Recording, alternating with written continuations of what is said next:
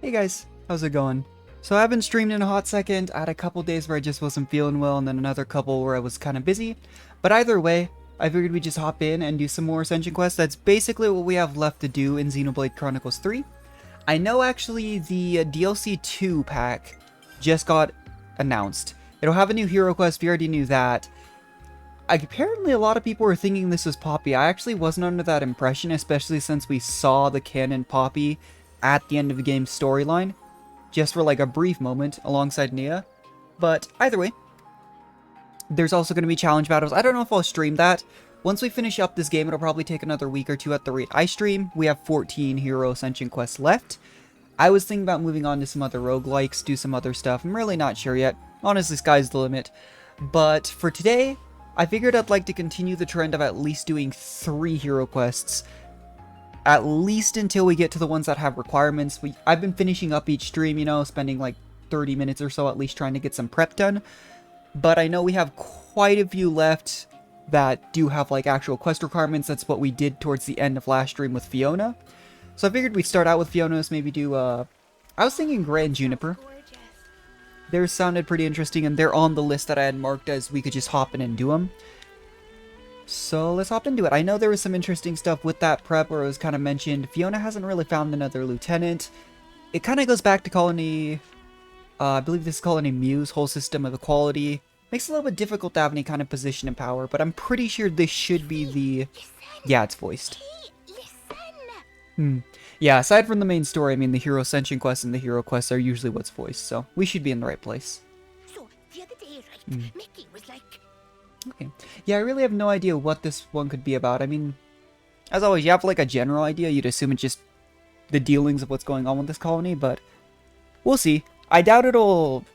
Like, they seem to be pretty conclusive about the whole deciding that there's no lieutenant for this colony, so... Hey, hold on. Who knows? You can't tell her that. Tell me. It's a really wholesome dynamic in this colony, though.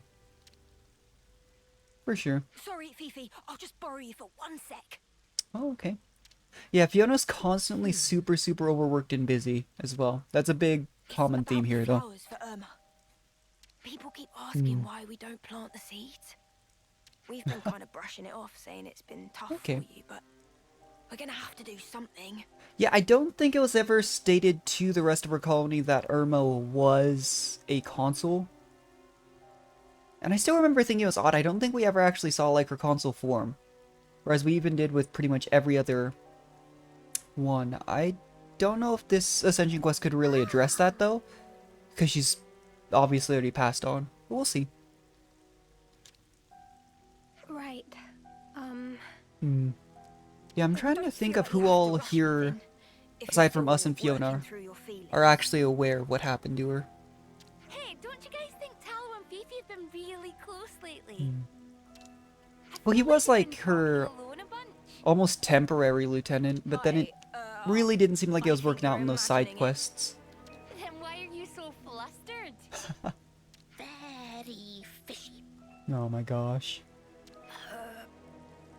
No, really, it's nothing. I'm just... This is gonna be like a romance hero ascension quest. It'd be kind of You've been more funny. distant ever since Irma died. I don't think that's it either, but...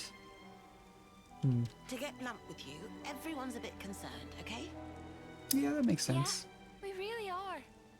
We're all sad about Irma dying too, you know? They just don't...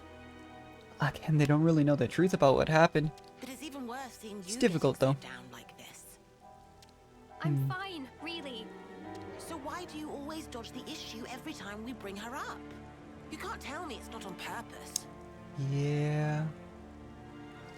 This is actually making me think maybe it'll be a little bit of internal conflict here within the colony, which is something I feel like actually we haven't seen a whole lot outside of maybe Colony 11. But that's because it was Ashira constantly picking fights with her colony, and even then, her Ascension quest really dealt with, you know, her previous consul more than it dealt with the internal, like, issues Colony 11 has. So, we'll see. Because it goes back to this colony is so heavily based on equality that Hey, that's enough. her keeping any kind of secret like that is probably difficult for them. If they've even realized that, you know, she's keeping a secret about the truth of Irma from them. It's not enough until I say it's enough. Oh. And anyway, we weren't talking to you. That's right. This is about Fifi. Not to you, Turkinhead. Why?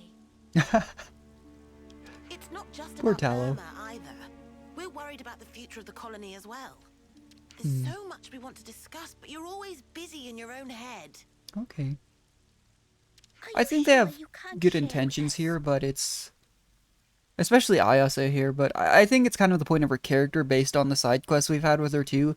But it does come across as a bit abrasive for sure. I'm sorry. I don't get it.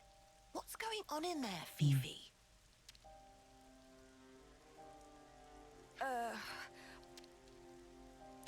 Don't mind them, Fiona. They'll come Yeah. around, I'm sure. It really does stem from the fact that, like, Fiona was one of the very few commanders, if any, I think, that it was mentioned, like, it was almost like she was made the commander of this colony on a whim. So, much as I like Fiona, it kind of... Leave it like this? It kind of addresses the fact that she maybe lacks some of the qualifications that are more forefront, like, commanders, like, I don't know, Izard's a perfect example. I mean, so many of them, the acting commander with Bolieris, Ethel... You know, almost anyone. Teach, you know, a lot of these people you assume served in leadership positions or very clearly had, like, I think some of the better exceptions towards, like, Fiona's side of things would be maybe, like, even Valdi, but almost every single commander, I feel like, has very distinct qualifications, whereas in Fiona's case, it always felt to me like she was just a little bit more thrust into the role They knew the truth. on a It whim. only hurt them more. And then Colony Mew would fall apart. Maybe. Maybe, but with things like this, you'll be the one who's hurting. Yeah, they haven't really... I haven't decided what to do about the flowers for Irma yet. Yeah. Okay, so they haven't planted them in, like, the big flower bed that they have beneath where their Furanis was. I'm going to pay a quick visit to the flower garden, okay? Okay. I do feel bad for her. I feel bad for, like, most of the characters in this universe, though. She made a choice to protect her friends. It's kind of traumatic for a lot of them at some point or another. Seems like a thankless endeavor to me. Do you think there's anything we could do, Lance? Well, yeah. I reckon she's forgetting something pretty important here. All we gotta Okay. do is remind her. Better get ourselves over to the flower garden. Yeah. A farewell Oh! That's not what I was expecting. I was wondering, too, if we were going to have any presence of a console in... How they're doing. I mean, it's always the question, obviously, but this is one of the hero quests that, because we'd only dealt with one specific console in anywhere near the vicinity of this colony, I wasn't sure if it was going to be like, obviously not quite like Miyabi's, which is basically just like a cooking event, but if it was going to be one of the few hero quests where we don't actually deal with... Oh, we have new information. If we don't have to deal with any consoles. I think actually, off the top of my head, the only one we've done so far that was the case for might have actually been Miyabi's. But I don't know, that's interesting, because that picture really makes me think that somehow Irma comes back, but they've really tried to sell the idea that almost none of the consoles are... Like, even in the case of, like, Yorin, I think M was the one you could argue was the most redeemable, because she wasn't exactly complicit in what happened, but even then, it made it... I don't know, like, Triton I don't really count as a console by this point, because he made it clear he never really did his duties to begin with, so... Just odd. Makes you wonder if any of the other consoles will actually survive, especially if this one's brought back. So I could stay together with my friends. But all I do is wallow in my own misery. Yeah. Just not getting anywhere. I hate this. No, I definitely know the feeling. Definitely be difficult to pull yourself out of that, too. I keep missing you, Irma. Hmm. And I hate that too. Oi, Turkin bun. Huh? Hmm. You mean me? Who else would I mean? Now that I think about it, yeah, wasn't Lance the one who inherited Fiona's class? I have such a hard time remembering the exact details of some of these quests because it's such a long time between when we do the hero quest and the ascension quests. At least in my playthrough. Not to notice. Hmm. It ain't like you. I thought you wanted to build a new future for Colony Mew. Yeah. I know, all right. I know things can't stay like this much longer. But I'm just so scared. Hmm. I don't know if I can make the right choices. That's why leadership's scary. I feel Half the like time, I made nobody some knows what they're doing. fundamental mistake, and it's terrifying.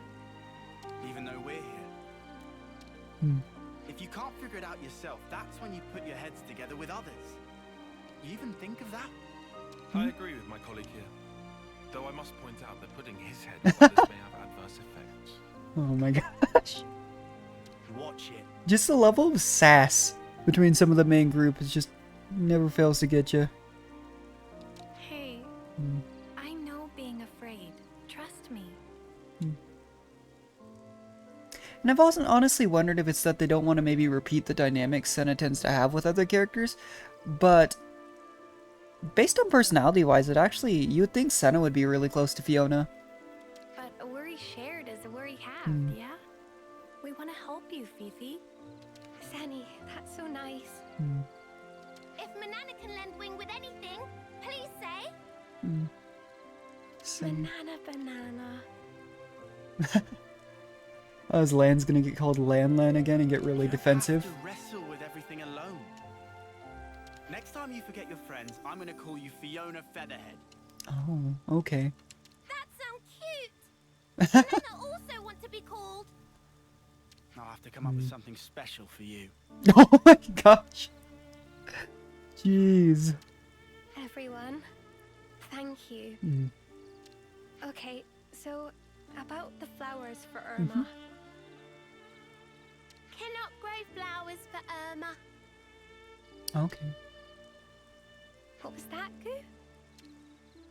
Instead, have to bury this. Oh, Goo okay. asked by Irma. I wonder, I mean, again, based on the picture, it's almost a bit of a self-spoiler without knowing what happened that we saw that picture even at the start of the Ascension quest, but maybe this is the catalyst for her coming back. What's this? Although she was like shining, like the little motes of light that happen when you pass on in this world, so maybe it's like a temporary revisit. But also looks super old. A key? But what does it unlock? Didn't you say she used to wander off someplace? Yeah. Do they still not have access to their Pharaonis? Because this was one colony that they didn't even know where it was for such a long time. Ah.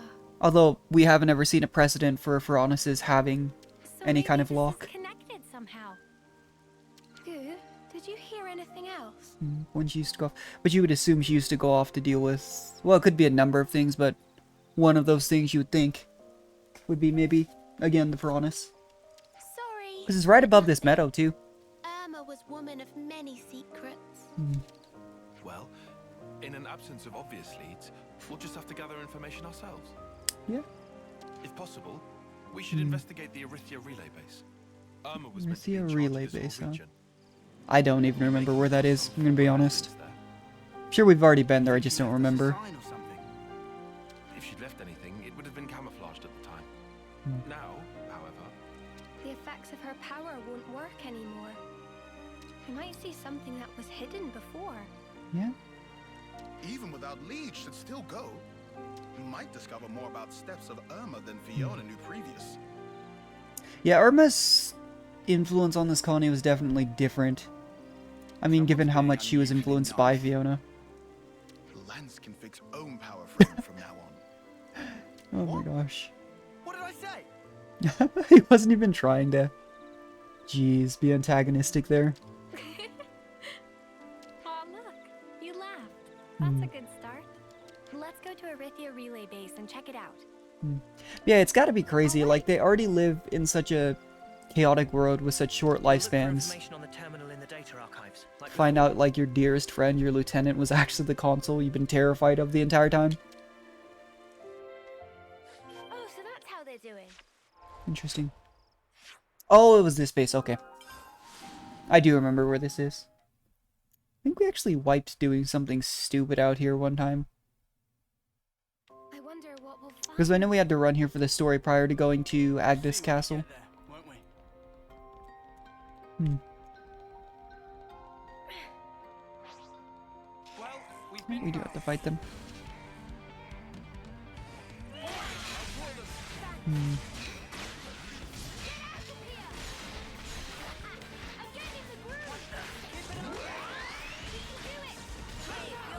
Huh.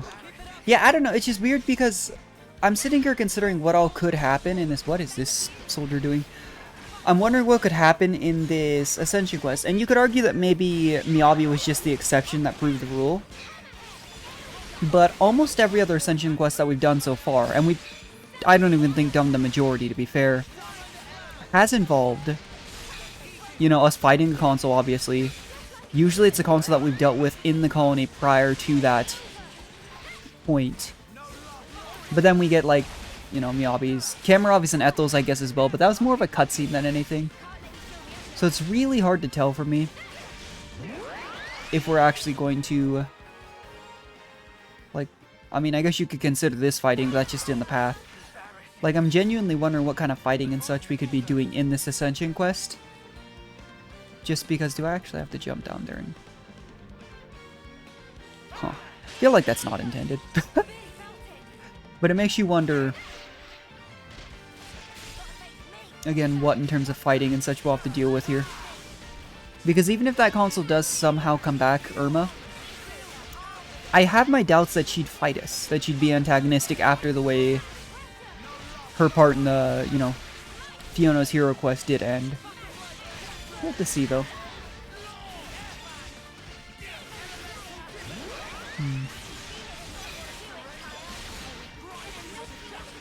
Oh, and I'll have to check after this VOD, I just got reminded. OBS had like a pretty big update that I'd been putting off for a while. But I did just do it. It actually changed the layout and stuff of it, so hopefully my sound settings and such are still okay. I've had a lot of problems with my Switch in the past. I know for like a big part of our Three Hopes... There's a Unique over there. For a big part of our Three Hopes playthrough for Fire Emblem, I had a really bad sound delay. And so I actually had to change my sound settings so that I didn't record my sound and video on the same input source. So I'll have to double check and make sure all of that's still okay, because that took a long time to figure out what it was for someone who just doesn't know the ins and outs of stuff like that as much as, you know, I lack. But either way, let's get into this. Really do wonder what we could even find here. Oh. I don't know. Again, it goes back to, I don't know at what point in the story, sorry, this Ascension quest takes. Because that really heavily affects, yeah, that really heavily affects, you know, our standing with a lot of the surrounding areas. Because you'd think at this point, like, by the point we have access to Agnes Castle, we'd be on pretty good terms with basically everyone in Agnes, even if we'd somewhat taken a militaristic approach to occupying it. With the city's presence in it and everything, you would think we'd be okay.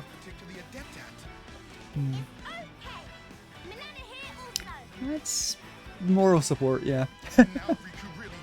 Yeah. Yeah, I've been wanting to ascend this class for a long time just because I actually really like running... I mean, I still don't know what classes are considered good and whatnot. I know that would be important for challenge mode. But, yeah, that's true. I really like the amount of buffs you can get from Signifer. I've been running like a main healer plus either a Signifer or a Troubadour, depending on what I'm looking for. And then that seems to work out pretty well. We'll never let them through.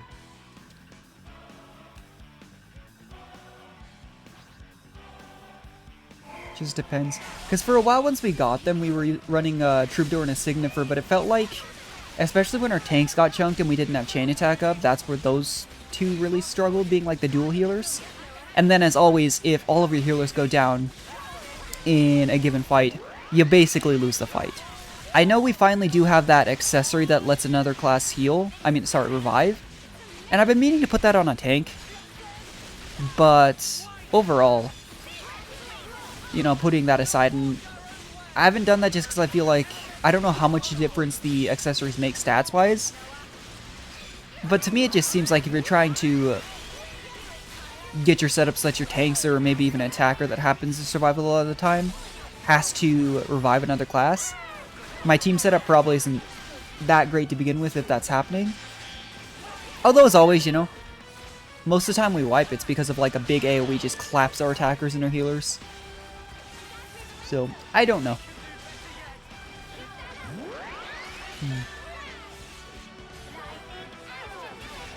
But I've been pretty impressed with the 2 utility healer classes overall. As well as, I really like Life Sage. I know for finishing up the main story we used Medic Gunner.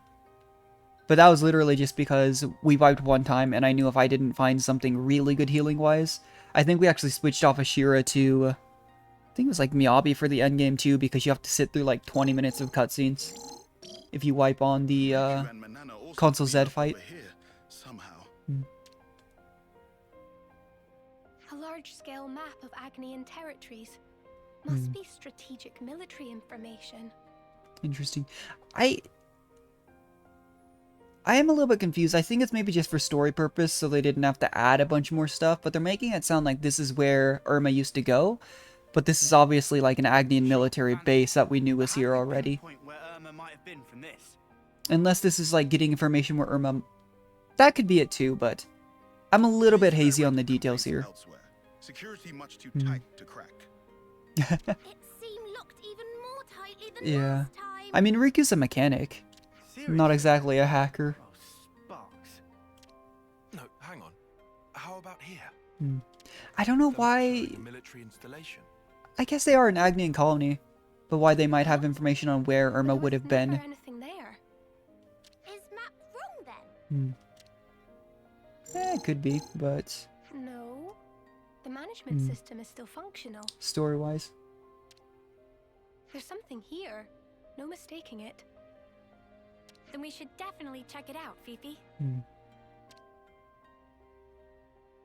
That is one thing about video games, though, that some do, and it's just actually kind of obnoxious. But you'd think in a lot of cases this could just be like a dead-end search, you know?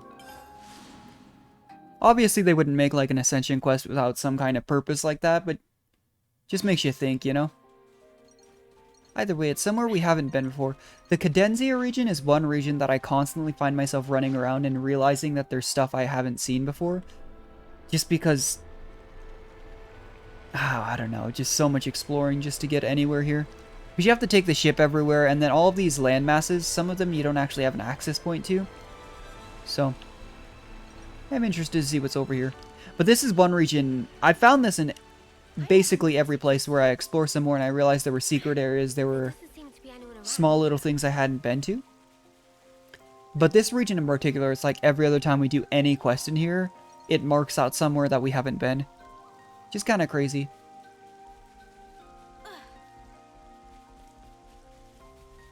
You know, one thing I will say too, I don't know if there's any more Piranhas Hulks, but we've been sitting on 99 ether cylinders for a long time, and there's a ton of those little reservoirs across the map still. I'm not sure, I know you use some for gem crafting, but even then it feels like you're given such an excess for what you actually use them for. Makes me wonder if at some point But scared too. there's going to be more use for them.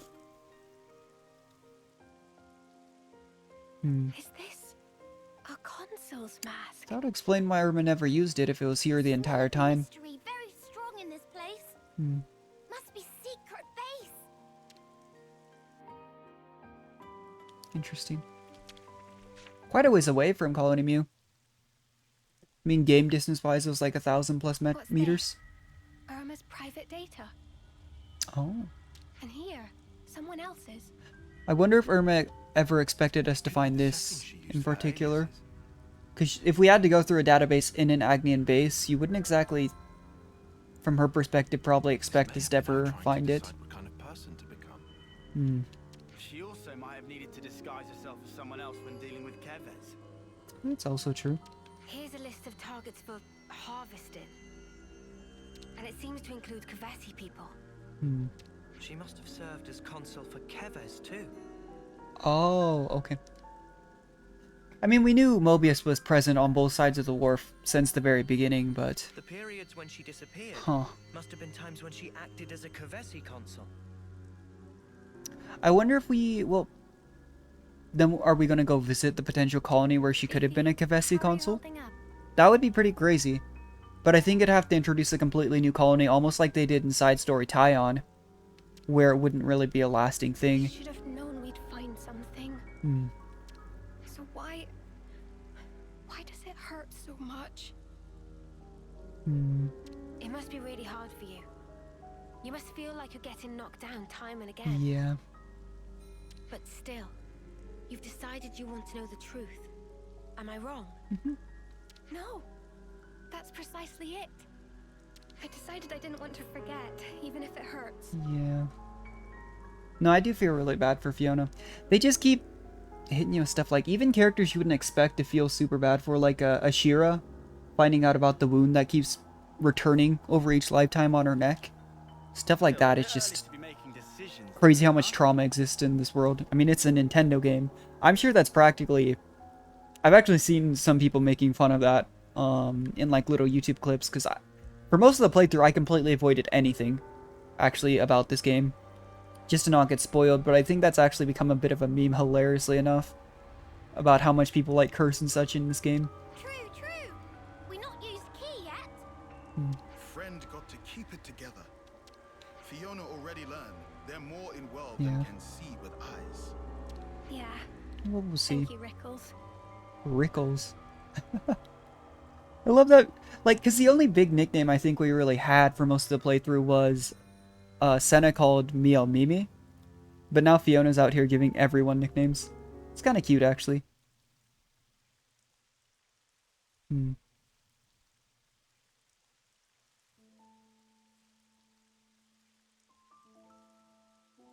This must be what the key was to.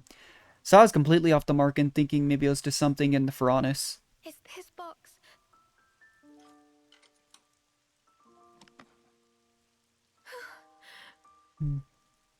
A seashell and glass? And some thingamajig. They're from me. Gifts for Oh, her okay. birthday. The shell. I think it goes It's back from to the when we were fact matching that one. And this. they charm really we all kind of live went together. over how They'd be stored much carefully. Fiona moved Irma. They were important. But she wanted them locked away. Her feelings. It would be a whole lot easier if we just pinned her as bad. Problem is, though, that'd be missing the whole point. Yeah.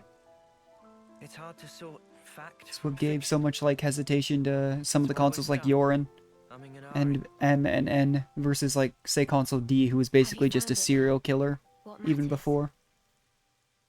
To make it through. She reminded me at the very end. And our promise. It lives within me even now. Friend can keep promise? Yeah. Finally. I understand. Irma. Okay.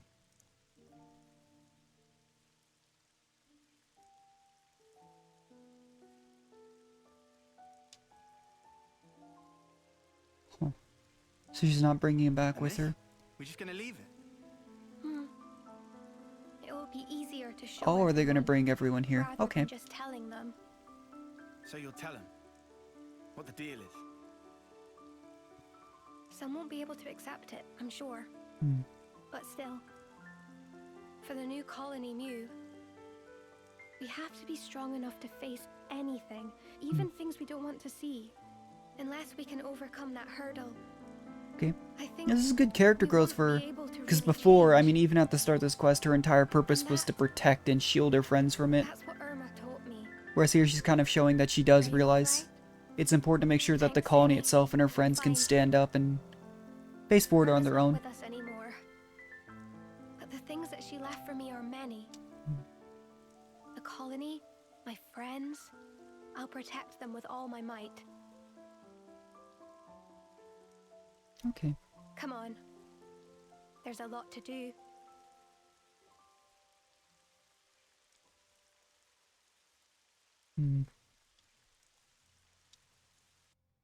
Oh, so that's Yeah, how they're doing. I am Oh, there's a lot more stuff here now. I am interested in how her colony reacts to it for sure. But I guess overall it does make sense that this is really what her Ascension quest deals with. Everyone. The truth of what happened in the hero quest that wasn't really shared. I'm sorry for the worries. I wasn't sure if I should tell you. Some might actually be angry that she Irma. didn't, but... Did something happen? We thought you were just out of sorts. That you were trying to get over her death. There's more to it than that, then. Yep. Yeah. Quite a bit, actually. I couldn't face it. I just didn't want to see you all hurt. I was only seeing what I wanted to. I think doing that only hurt you more. Hang on. What's this about? You didn't do anything wrong, Fifi. Irma was wrong, but she wasn't the only one. It took some time, but now I know. I want to start again. Work to rebuild it all. I want to come clean. Will you hear my story? I'm a lousy commander. Sorry. No, it's okay. It goes back to, We're the ones who should be sorry. and I really like Fiona, but she wasn't really in a position to take over as commander. Take some time. It makes you wonder again, who was the previous, like, lieutenant and such? Was it actually Irma prior to Fiona? But We'll help you shoulder it. Of course we will. We all will. just being thrust into a kind of leadership position. And I think it's good and wholesome that it was in a colony that... Sure is brave. Such a crybaby. It was in a colony that was already so based off of equality, whether or not that's kind of... And it's possible that... I don't know if it was ever mentioned. Maybe it was kind of something that she implemented. I doubt it'll be that easy. But... But really so what she important, does. you know? At least now. That's why I really like the dynamic that every single colony has with their commander and with each other. It's pretty unique. You get ones that are almost militaristic levels like 4, versus ones like We could learn from them. this are super unique like 11.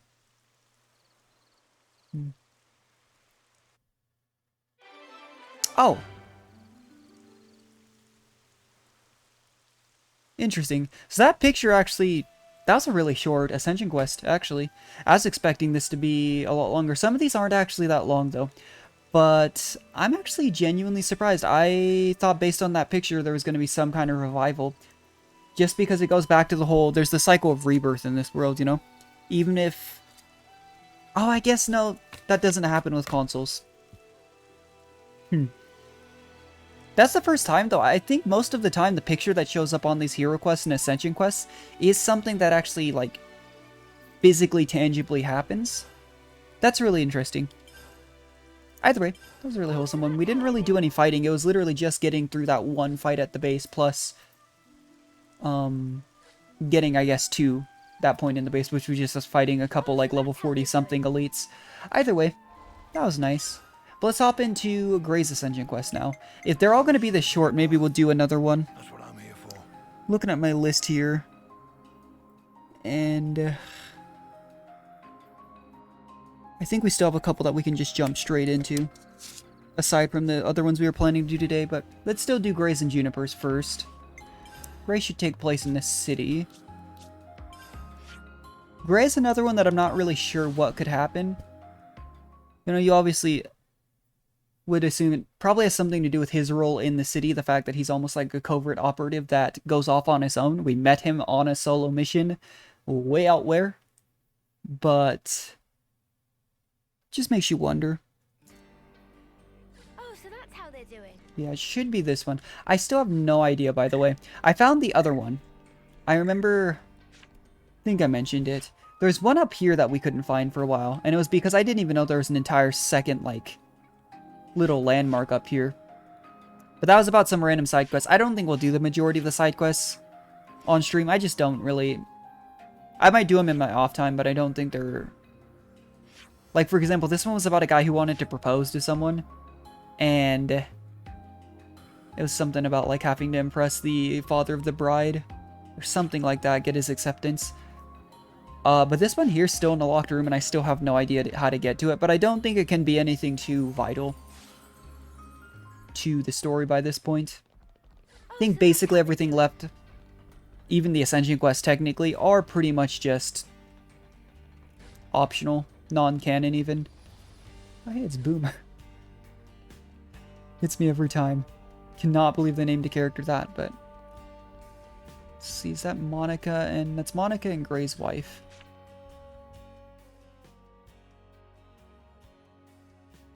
Hey, dearest. Got a minute for me? Sure. What's going on? You remember what we talked about?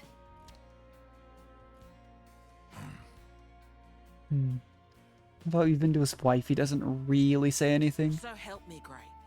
You mind sparing us the smell? But to be fair, he always wears a mask. It was only in like a, I think it was actually a side quest, wasn't it, that he finally took it off in the city? Making them nervous. I highly doubt that. No, actually you are. Oh my gosh. This is really funny. I really love the Uni Ashira dynamic, but Uni and Gray's, it's kind of funny. It's just hilarious because it seems like whoever inherits the class is someone who has the most character development, you know, potentially even the closest relationship with the hero throughout their little story arc. And then in Uni's case, you get a couple people that, like, she just absolutely does not get along with, but she's the inheritor anyway. There you have it. There's no helping this guy. Stubborn as they come, he is. Oh, yeah. You were, married, weren't you? Yeah. To Rosanna here. Oh, I didn't know you knew each other. This lady, she's Gray's partner, right? Yeah. Yes, that's right. It's really just interesting, though. It's always fun to see kind of... I think it's really well written, actually, how they show the dynamic of... These are... You know, they only live to be 10 terms old, but they have that knowledge of, like, a lot of basic life and combat things, but there's so much else that they're just completely missing out on, and it goes into that piece of, like, what if you were raised without ever knowing what marriage was, you know? What about babies? Oh. You guys got any babies? That's not exactly something you go up to a couple and ask, but kind of accentuates the point. Even made Gray a little bit nervous. So it seems that even the unflinching Gray can be caught unawares. Yeah, I wouldn't have expected Uni to say that either. Can we be done with the tomfoolery? Just tell me what you wanted, and quick. This is one hero ascension quest, though, that I would assume there's some kind of combat to. It's probably some mission for the city. It's about the investigation. It was still ongoing until recently, but... Wait. Someone could overhear us if we do this here. I'll prepare a secure location. We can talk in more detail then. What are we even talking about? Nothing that concerns you. Oh, okay. And yet we're probably going to be sitting in on the mission, so... Actually, you know. I'm thinking of asking for their help. Yeah. What? They've been very cooperative in matters like this one. I think you'll find their assistance beneficial. Well, I will I? Well, alright. Partially probably because I never use Gray as my hero, but I feel like I've never seen Gray talk this much, and Gray isn't even really talking in this Right then. this Rosanna, cutscene you so can fill far. them in. Sure thing. Thanks, Monica. Okay. Payback for treason. That's... I mean, when I think of the city and treason, I immediately think Shania, but we already... Not only was Shania dealt with in the main story, she was also dealt with in side story Senna, which I still can't get over, by the way. I mean, we still have an entire Monica and Gondor Ascension quest to do, you know, go over maybe their relationship, which you would assume at least one of those two does. But it really felt like side story Senna was not focused that much on Senna. She was prominent, I guess, as far as the six go, but... Nobody should bother us here. Now let's hear it. Just, thought that was weird. Okay. Well, we've been investigating for a while, and we discovered some suspicious activity from some of our own city folk. What suspicious activity? My husband here initially asked me if I could do something about the hardliners' aggressive policies. Oh, okay, so it's going into the politics of the city. This is something that is briefly touched on quite a bit, and we haven't done that many side quests for the city, but yeah. We knew those guys were up to no good. Different political So we were factions. trying to take precautions. And it's really easy to overlook that because most of the time, from the viewpoint of leadership over the city, we're just viewing things from the lost numbers, from like Monica's side. Well, listen to this. Apparently, the hardliners might be using city technology to nefarious ends. It sounds like something was stolen from R&D. And we expect that that something will be abused to further their goals. Now, we can't say what those are exactly. I mean, it's treason, apparently. Payback for treason, but... You have to understand. Wonder what exactly they could be doing. As monolithic as it might seem. Some folks take a really inflexible stance towards issues they might have, no matter how small. That's the long and short of it. Yes, it's just that this time, the problems have come to a head somewhat. We like to avoid unrest within the city as much as is reasonably possible. So I asked my husband for guidance. And additionally, I figured that you might lend your assistance as well. Oh, I see. So that's what's going on. That's not here. exactly... You'd think we maybe have some sway with even some of these people as... You know, Ouroboros, but... I'm surprised Monica was thinking about having us help with something like this. Politics you wouldn't think would be our strong suit. Yes, of course we'll help. Although, you know you could have come to us with this in the first place, right, Gray? I don't think Gray's really under the tendency to go to anyone for help on anything. Sorry about my husband. You know, he's not the most communicative type. I do wonder still, though, was it required that we did the whole removing Gray's mask thing? Because... just be interesting if you didn't have to have, like, the mask on. Of the year. Huh. It just struck me. Gray's all wrinkly, but you're not. Oh my gosh. Oh, you're right. I'm a lot younger than he is, so that's certainly part of it. Interesting. Right, honey? Don't know if that's... it could be stress, honestly. Come on, talk to us, Gray. Communication. You must have heard of it, at least. Yeah. I feel like Gray's... It'd be funny if she's like, well, yeah, you tend to over-communicate. I know Enough he for the looks both like of a us. right grump. He's a good bloke, really. Yeah, I mean, he kind of, in his own weird way, helped us out. He had a really short, like, I think, I am pretty sure his hero quest, as far as recruiting him goes, was the shortest one, though. Brow comes with age, too, I'm sure. Do I have to endure this much longer? Now I get it. I did wonder how a guy like Gray could cope in a place like this. Yeah, well, it doesn't seem like he's here a whole lot of the time, but... You keep him on the straight and narrow. Oh, dear. You really think so? In any case, pretty those funny. things you collected also seem to have gone through. It's wholesome, though. So in short, you want us to take them back by force? Yeah, that's where our area of expertise comes in. There you go again. Just asking for trouble.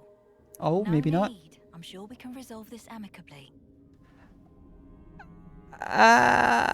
Wasn't Gray just saying about how some of these people were just inflexible no matter I what? wanted to ask you is to collect some more origin shards.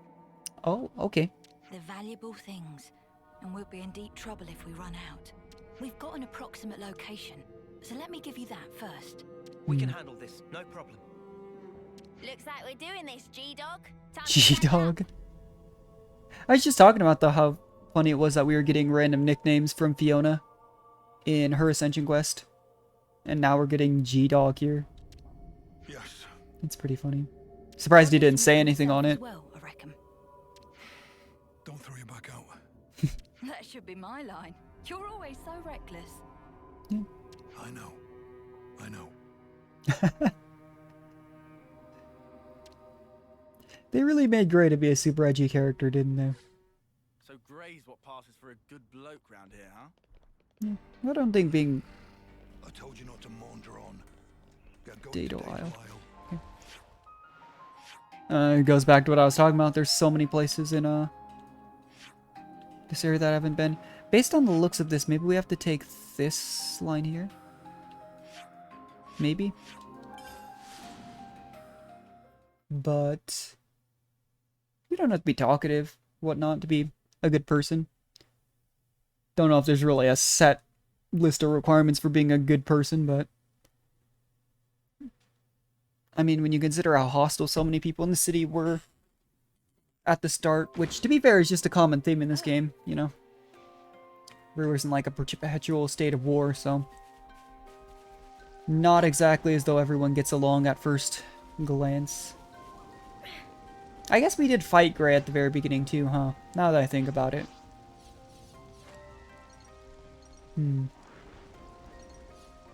Yeah. So I was kind of right, though, in that this was going to deal with potential, you know, events within the city. Hadn't really guessed that it'd be with all the, like, the political groups, but I think it makes sense. I mean, if any Hero Ascension quest was going to address it, you would think it'd either be Gray's or Monica's. Because I was actually, again, I have no idea. I could be completely wrong. I've been wrong on quite a few of these, to be fair. But I would think that if either Monica or Gondor's hero quest, especially with what happened with Shania in Senna's side story, is going to deal with the relationship between Monica and Gondor, it'd probably be Gondor's, not Monica's. Just based on their character and what's, like, very prominent and important to each of them. Which then would have left Monica's, and that's why I have no idea what Monica's could deal with. You would think it'd be something to do, again, with, like, her leadership and position as the kind of de facto leader of what goes on, at least with the lost numbers in the city. But it could be a number of things. Yeah, I haven't even been in here. Funnily enough, you'd think it'd be somewhat obvious just looking at the map that there was that zipline.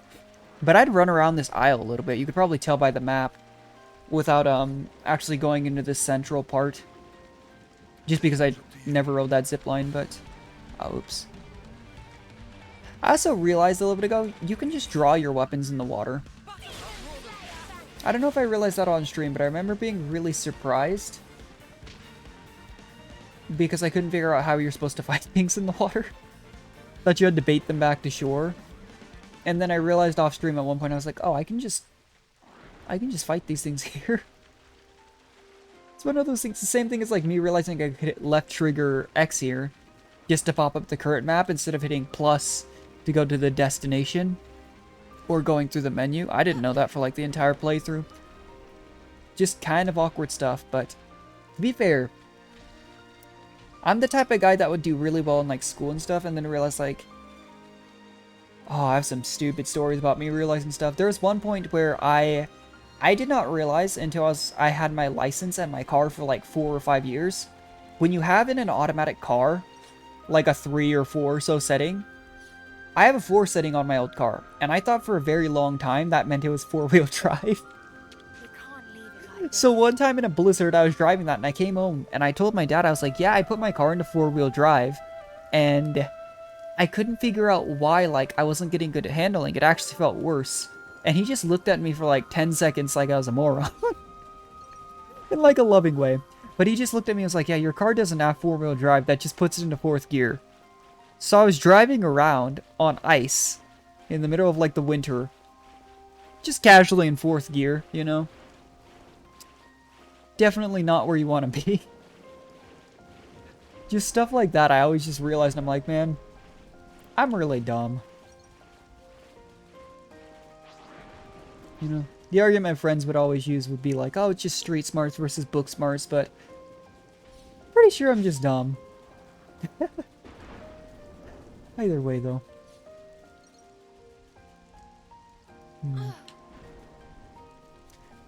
Yeah, I wonder what it is we're going to use these. I think they said it was like something origin shards we were looking for here. I do wonder what exactly they're going to do. Because now that I think about it, that is like the shard, I think, that we picked up in Gray's Hero Quest way back when. But he left it with us. If she had information to pass us, it must have come from Monica. Okay. That ought to make it trustworthy. Yeah, I'm beginning to wonder. We still haven't found a thing yet. Doesn't seem to be anything here either. Doesn't look like it's gonna turn up. How about we just give up and head back already? If it's that important, you should probably put in a solid effort, no? Oi, Gray, you listening? I said. I mean, it's playing like the music like we're about to get into a fight. An ambush, eh? Yeah. Huh? Oh, okay. Some more internal strife from the city. Does Gray not get along with it? I've been unclear whether or not Gray's like almost like a covert operative for the Lost Numbers. You'd think he's among their, well, numbers. But, interesting. Looks like the info was good. We'll have a bit of your time if you don't mind. Oh, okay.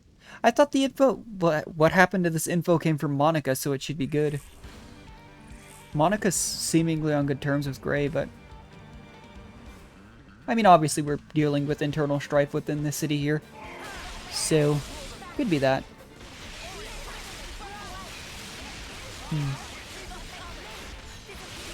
Should maybe change my classes around too. It's been a few days since I've even picked up this game, actually. I did a little bit of, as always, I did a little bit of stuff off stream. Between this stream and that stream, but it was actually pretty minimal. Since I was thinking about doing the prep for each hero ascension quest on stream, the actual amount of stuff left I have to do off stream is not that much. Because before it was really just occasionally exploring that I was doing, and then mostly getting classes and such inherited. But by this point everyone has access to every class, and we have a level 10 on every single class. So, not exactly something I have to worry about anymore, and that really was one of the main things I did, was getting classes inherited over. What just happened here? They look vaguely like lost numbers. Yeah, they were introduced as Lost Numbers. Yeah, I thought they were supposed to be our allies. I suspect they're just an irritant. Sent here to slow me down. But who'd want to slow you down? Are they part of that opposing faction you were banging on about? Yeah. Either way, I guess most of the people in the city dress similarly, but you'd wonder how they even had, like, gear to get out here if they weren't members of the Lost Numbers. They're part of Monica's faction. Oh, okay, so they are. But even that's got its share of radicals like these guys. The ones that like to stir things up. Yeah. Because I didn't think anyone outside of the Lost Numbers were allowed to leave the city. Their ultimate objective is the eradication of Mobius. But they'll stop at nothing to achieve it. Oh, okay. That's where the trouble starts. They see Difference in methodology. on the board. Even Ouroboros are now in play. Now all it would take is to wrench the command from Monica, and the entire city could be mobilized. Yeah, well, I think the entire purpose of the Lost Numbers was that it took volunteers so that not everyone got drawn into that conflict. There are ways. Steal enough Levnesses from us, whittle away at Monica's support, and soon she'll be wide open. Okay. Hard to tell exactly how they'll make their move, but it seems they've decided the time is ripe. Okay, and what's that got to do with slowing you down?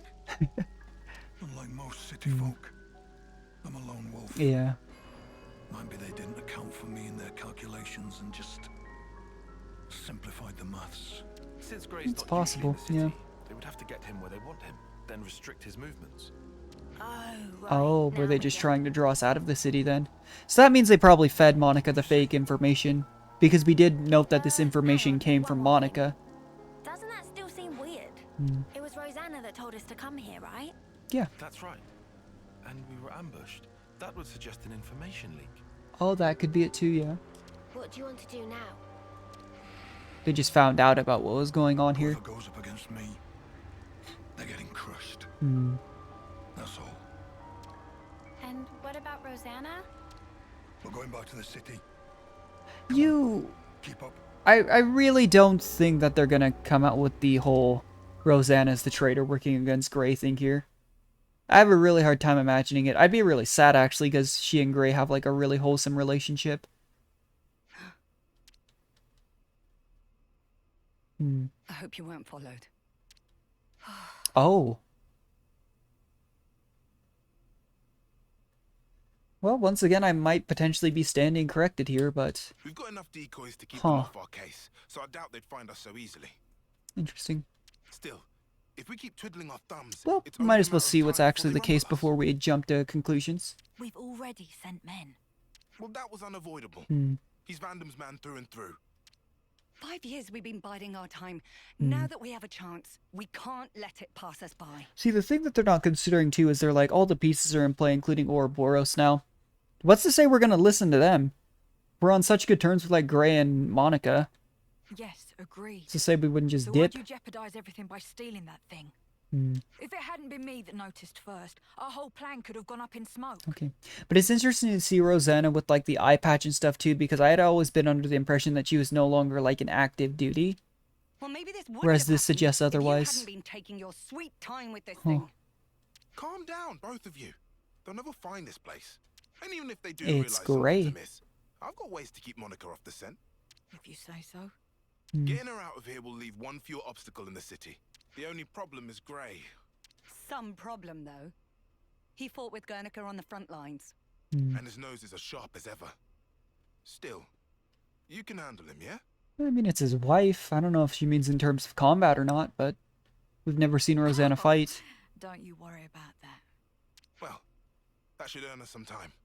I don't see any outstanding issues. Rosanna's close to the core of the R&D team. And most importantly, she has Monica's ear. She'll use her non-combatant position if it's her neck on the line. Oh, okay. Even if she has to betray her own husband. Huh. We'll be under more scrutiny than ever. So Yeah, don't you I dare do didn't anything expect this though. stupid. Trust me, I won't. I wouldn't throw my back out. She's even gonna for nothing. repeat the line that. Huh. If the others try to hinder our plans, I'm hoping this is just some kind of might like have to actually use misdirection, you know?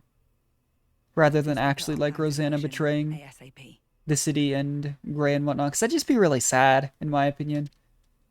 Because it kind of, even Uni mentioned, it was like the one thing that kept Gray like sane in this city and everything, How could our whereabouts have been leaked? you know?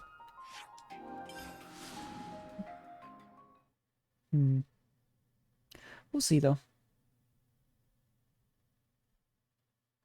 Oh yeah, I was gonna kind of mess around with my classes a bit. I just had people in classes I think that we didn't have maxed out. My big issue with raising some of these classes, even now that we have Ascension, is that I still just like running Lone Exile and Zephyr as my tanks. So eventually I get the feeling everyone's gonna be at 20 on both actually. But,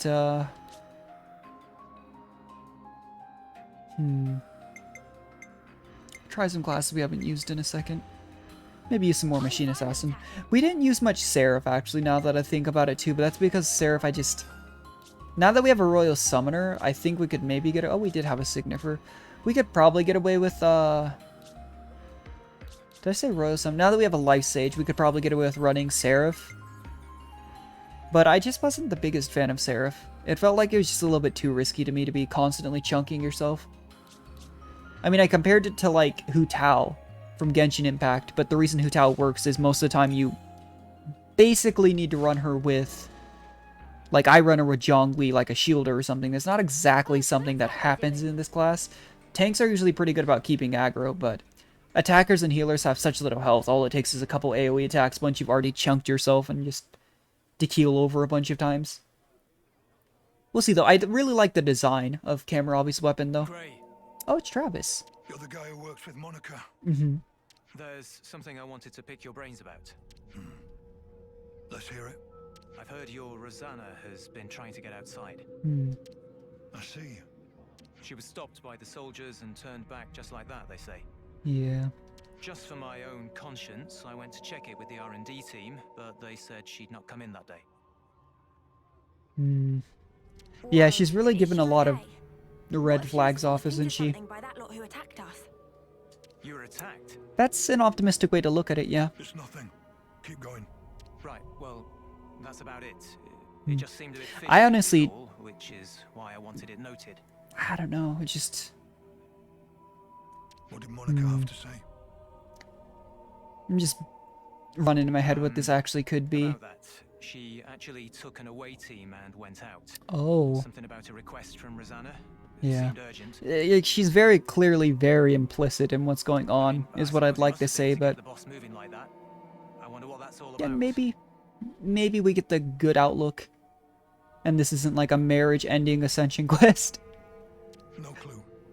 But I'll look into it. Appreciate it, really I do. Somehow I don't feel like sticking my neck out myself here. great. Do you know where Rosanna could be? I haven't the faintest idea. You seem real relaxed for someone whose partner's missing, pal. Yeah. She made Monica leave the city and tried to go outside herself too. That does feel rather odd. She's been super encouraging too every time we've seen her too. Every single time we've interacted with Rosanna, I've actually really liked her. Rosanna should be aware of the dangers that await a non-combatant on the outside. Yeah, but I thought she was like previously Right? And experienced in that. She needed from beyond. Couldn't she have just asked Monica? Well, you want to contribute or what? His wife's a potential traitor, you don't have to Whatever the case may be, do that, yeah. Rosanna's tough. She'll be fine. Huh? I don't know where she went, but I can think of a few people who might. Well then, shall we try asking them? That might be the quickest way. Based on that scene with Rosanna and the other two though, I thought they were still somewhere inside the city. And they said they stopped her from leaving, so... Who are we asking then? Oh. A doctor, a mechanic, and an old friend. Okay. Realizing just how many... Every time I see these stars on everyone, everywhere we go, I realize just how many dialogue conversations there are too. Just little things that aren't actually important, but... You know. Oh, it's drum.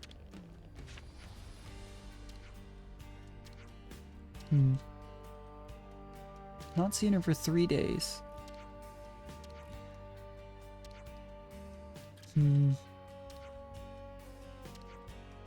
I mean, I think it was just the dynamic of their, marriage, but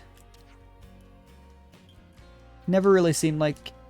It seemed like they were willing to confide in each other, but not like, again, Rosanna even mentions Gray's not the most communicative type. Just one of those things that I don't think is like a bad thing per se, but kind of explains somewhat of the lack of information, whereas some relationship, Gray would instantly know. And obviously this is extenuating circumstances if she is a traitor to the city. But I'm still holding out a little bit of hope that maybe it's a little bit more of an optimistic thing.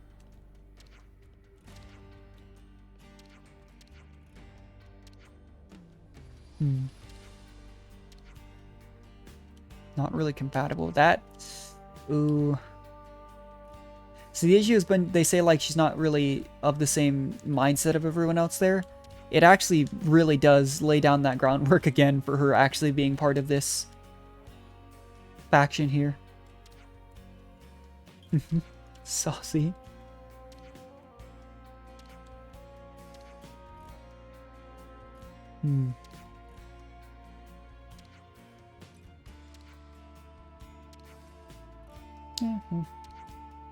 Wonder if the Hippocratic Oath is actually a thing in this world base. Oh, so that's how they're doing. As they're talking about, like, as a doctor, I'm supposed to remain neutral. Could be the case. Hi, Hollis. Speaking of doctors.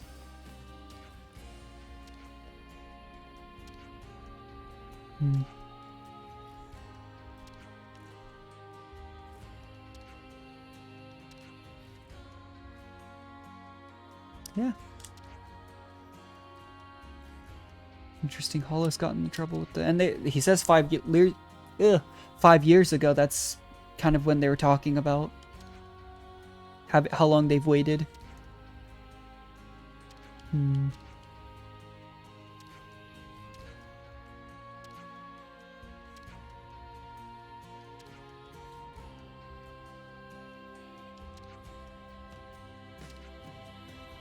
Okay.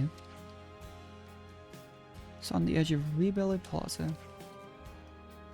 Great Sword's Passage. I thought the city was no longer attached to the Great Sword. Although, I mean, I feel like I'm a broken record at this point. I always mention, even repeating myself on this. I try not to repeat myself. It's one of those bad habits of mine because things cycle through my head so much, but it depends, I guess, on where in the story this takes place. But I was under the impression that all the Ascension quests took post, like, Chapter 5 at the very earliest. So you would think at that point, I thought the city had already moved. Which is where I'm a little bit confused. Oh, I can't just sit in plus sign. Guess it doesn't have to be a particular rest spot. I've been craving some downtime. Yeah, this Ascension quest already has taken like the same amount of time as Fiona's. I'm so surprised that Fiona's was so short. Everyone, a moment of your time? Like, some of the Ascension quests haven't been terribly lengthy, but just wasn't expecting that. Yeah, but yeah, Rosanna tried to get both Gray and Monica out of the city. Tried to leave as well. Could have been a message. That's, yeah, for all they know, Rosanna's being, you know, involuntarily complicit in what's going on here. And yeah, it is possible, you know, that she's basically done some sort of espionage type shtick. You know, that would be, I think, the good ending here. Be a very long con espionage thing, though, if she's been involved in him for like 5 years to try and overthrow potentially like a coup plot against Monica. Yeah, connections to the conservatives. Personal friends on both sides.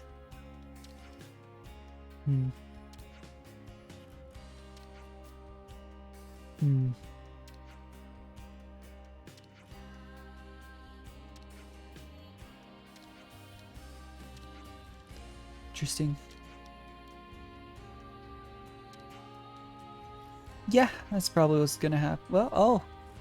I guess we're not going after each of them one by one. Seems like our best lead, no?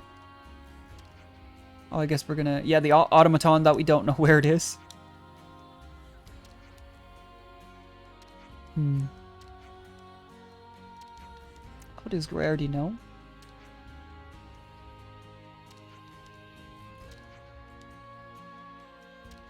Huh. Okay. I didn't expect that, but that's interesting. I thought we were going to check those 3 places, but Gray's saying that they can already narrow it down to 1. Guess that's why he's the expert, eh?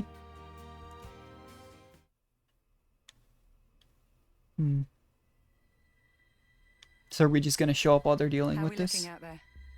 Monica's still gone, but Gray's back with Ouroboros, looks like. That guy really doesn't know when to quit. Still, if we can just disrupt the command chain, everything else should fall into place, right? I just can't think of what they could be doing in terms of being traitors to the city. Obviously, they're trying to overthrow Monica, take control, but... Like, do they actually have a plan, or is it their plan just take control? I mean, they're talking about how this faction is willing to do anything to get rid of Mobius, but... Of course. It's high time we got to use this thing, and I couldn't think of a better opportunity.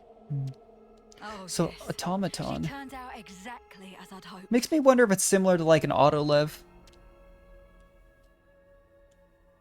You're a sly one, aren't you? Getting people to accept you, then using them as you like. I'm sorry. What? Skilled technologists from R&D always have to be managed. They just gonna turn on her now? We've watched you closely. And you've never leaked info about our actions to anyone. That means she was loyal to them. That or she's a really good infiltrator. You've helped us come this far. Regardless of the results, you've made your bed as our accomplice. You're still not making any sense. You think the plan's going to fail? I don't intend to let this opportunity pass me by. Whatever happens, I'll leave my mark on this city. I promise you that. Well, leaving your mark's another big common reoccurring theme for this game. Although I feel like it's usually in the case of an Agnian or a Kavesi soldier, you know, or character. Because the people of the city, they're not reborn, but they actually live normal lifespans for the most part. In one fell swoop. No need to get gloomy. Yes, that's exactly it. We'll have Ouroboros in our hands, and we won't have to fight them. See, that's what I'm confused about. Like, we're very clearly supportive of Monica's faction. What makes him so confident? No more hiding. No more biding our time. No more taking anyone's crap. That stuff's for the birds. Guernica, Monica, they're too soft by half. We'll cause a disturbance in the city. Then use the Oh, all of the confusion to Levnesses. steal away all the Levnesses. Brilliant. I mean, it's a plan. I don't know if I'd say just making a distraction and then trying to steal all the Levnesses is brilliant, but it's a plan. Now's our window. We'll suppress the military and have them hand over the leadership. Once we bend Ouroboros to our command, all we have to do is squish Mobius under our thumb. Yeah, again, though, like, we're not exactly under Monica's command. You think they'll ally themselves with us? Even after we Yeah, like, this is what I'm so confused about. Like, they're just a bunch of kids. yeah, no, they didn't have a good plan. Right. Yeah. They just think of a group that's so, like, intricate about trying to take over the city. At least intricate insofar as they have, like, they have a plan. Would have had more of a plan than this. Ouroboros are kids. They'll listen to us.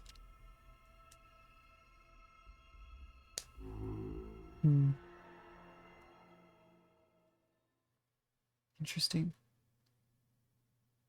Well, seems like another ascension quest that we probably won't deal with the console, but we're probably gonna start fighting these autolevs. Automatons. That's just what I'm assuming they are, basically, though, is the city's equivalent of autolevs. Because the design is very similar to, you know, like the other city Levnesses, with like the 3 dots even. They actually remind me of something out of like almost Near Automata when I first saw them. But, you know, maybe not requiring a pilot.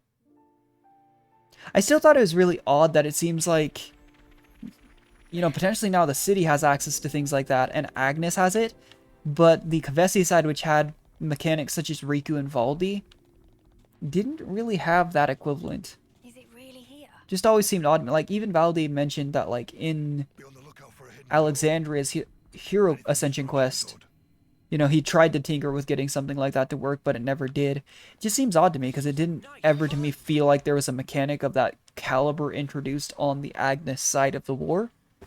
Was it meant to be here? But it could have also been from previous generations, you know? Well, this is where the doc said. Wait. Another hidden door. I mean, there's a hidden door just to get into the Great Sword. Here. So. What are you, a magician? How did you know? Jeez. How did you know? Yeah. Too much effort to explain. Oh, okay. Let's just go. That's how we don't explain plot devices. It's too much effort to explain. Just know that I knew. Cranky. Beats me. Oh, Come on, no. let's just follow him. Uni just still being sassy. Mia's like, yeah, let's just not. That's why I like Mia, though.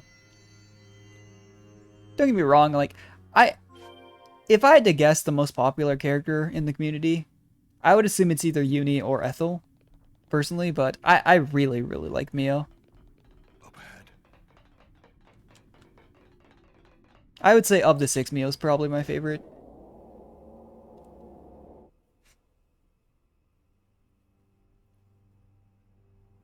Oh, you sniffed us out all the way out here. You're like a right proper hound. Yeah, I suppose. Like a greyhound? You're right on the money there. He's Vandam's little doggy is what he is. I don't know if you should be antagonizing the guy that's about to beat the brakes off of you, honestly.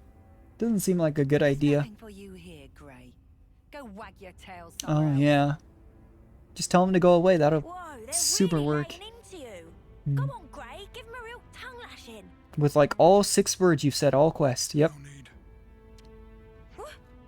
Sure there is. You're not gonna let these clods make fun of you and have the last word. Ouroboros are still just kids, and it shows. If they're your latest traveling companions, then What happened to we'll be putty in your hands? Now you're antagonizing us. If you're here, You think we can't I beat you assume up? it's because you figured out our plan. looks like we'll have to get rough. Or are you gonna sit there Oh, like wow. a good pooch and lick yourself? Yeah. I'm not that flexible. There you go, Gray. Hit him back with the sass. Tried to say grass. Mixed gray and sass, but... I'll kill you. Oh! I didn't think we were killing them. You. It's not like we haven't killed people here in this story. I just Might still kill you Huh. later if you don't tell me anything. Assumed as it being part of the city, we're just throwing him in jail or something. Whoa. I knew we were gonna see action today, but this is more than I signed up for. Mm-hmm. Yeah, doesn't spark around, does he? Ouroboros are your only allies now.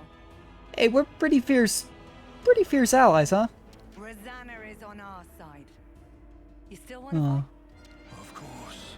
What? It is, after He all, didn't even hesitate. my job. Loyal to a Hmm. That's a hound for you. But you can't protect the city. What about with that's that wimpy? attitude. He just tried to wave the fact that his wife was on your side, and he just said no immediately. Today, this hour, the city will be transformed. And the cause of peace demands a sacrifice. Hmm.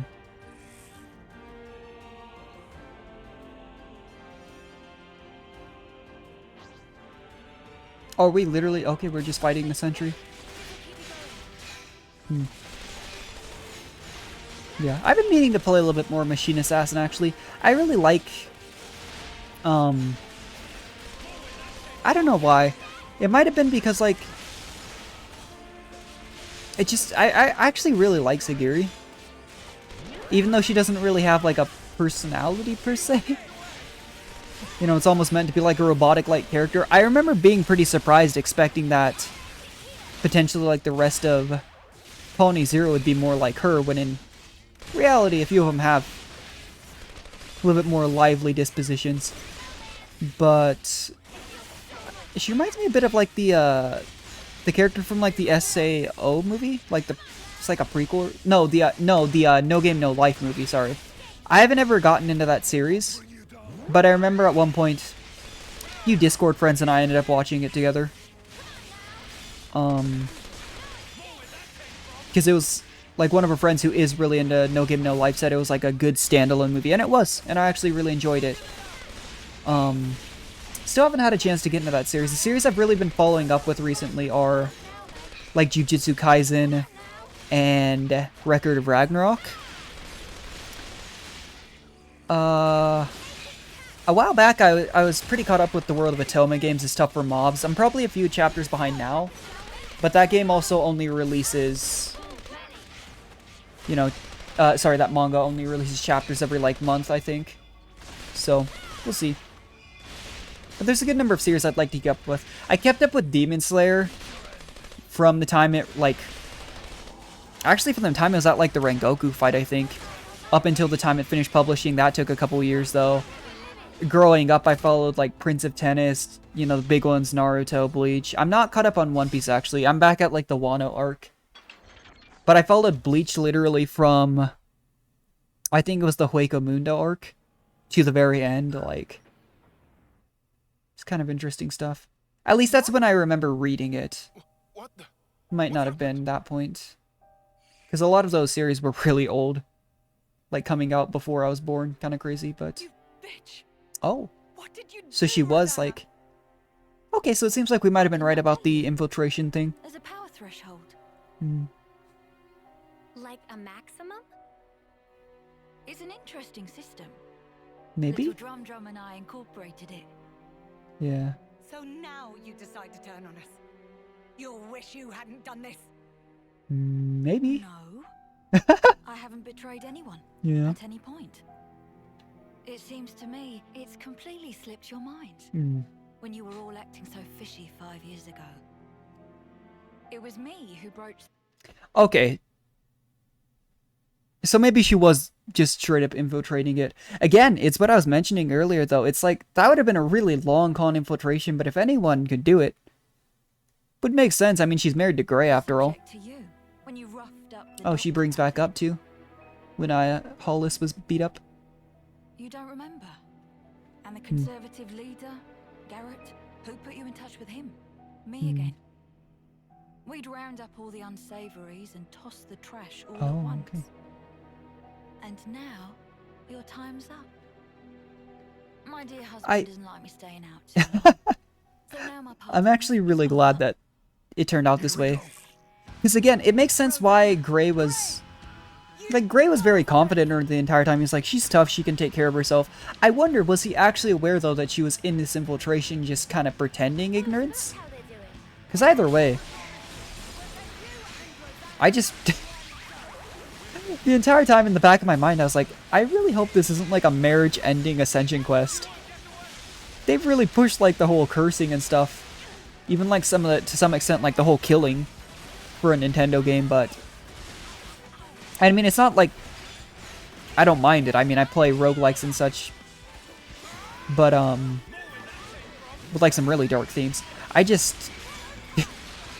in the back of my mind, the entire Ascension quest, I was literally thinking, like, are they really going to play with, like, a marriage-ending political issue here? Like...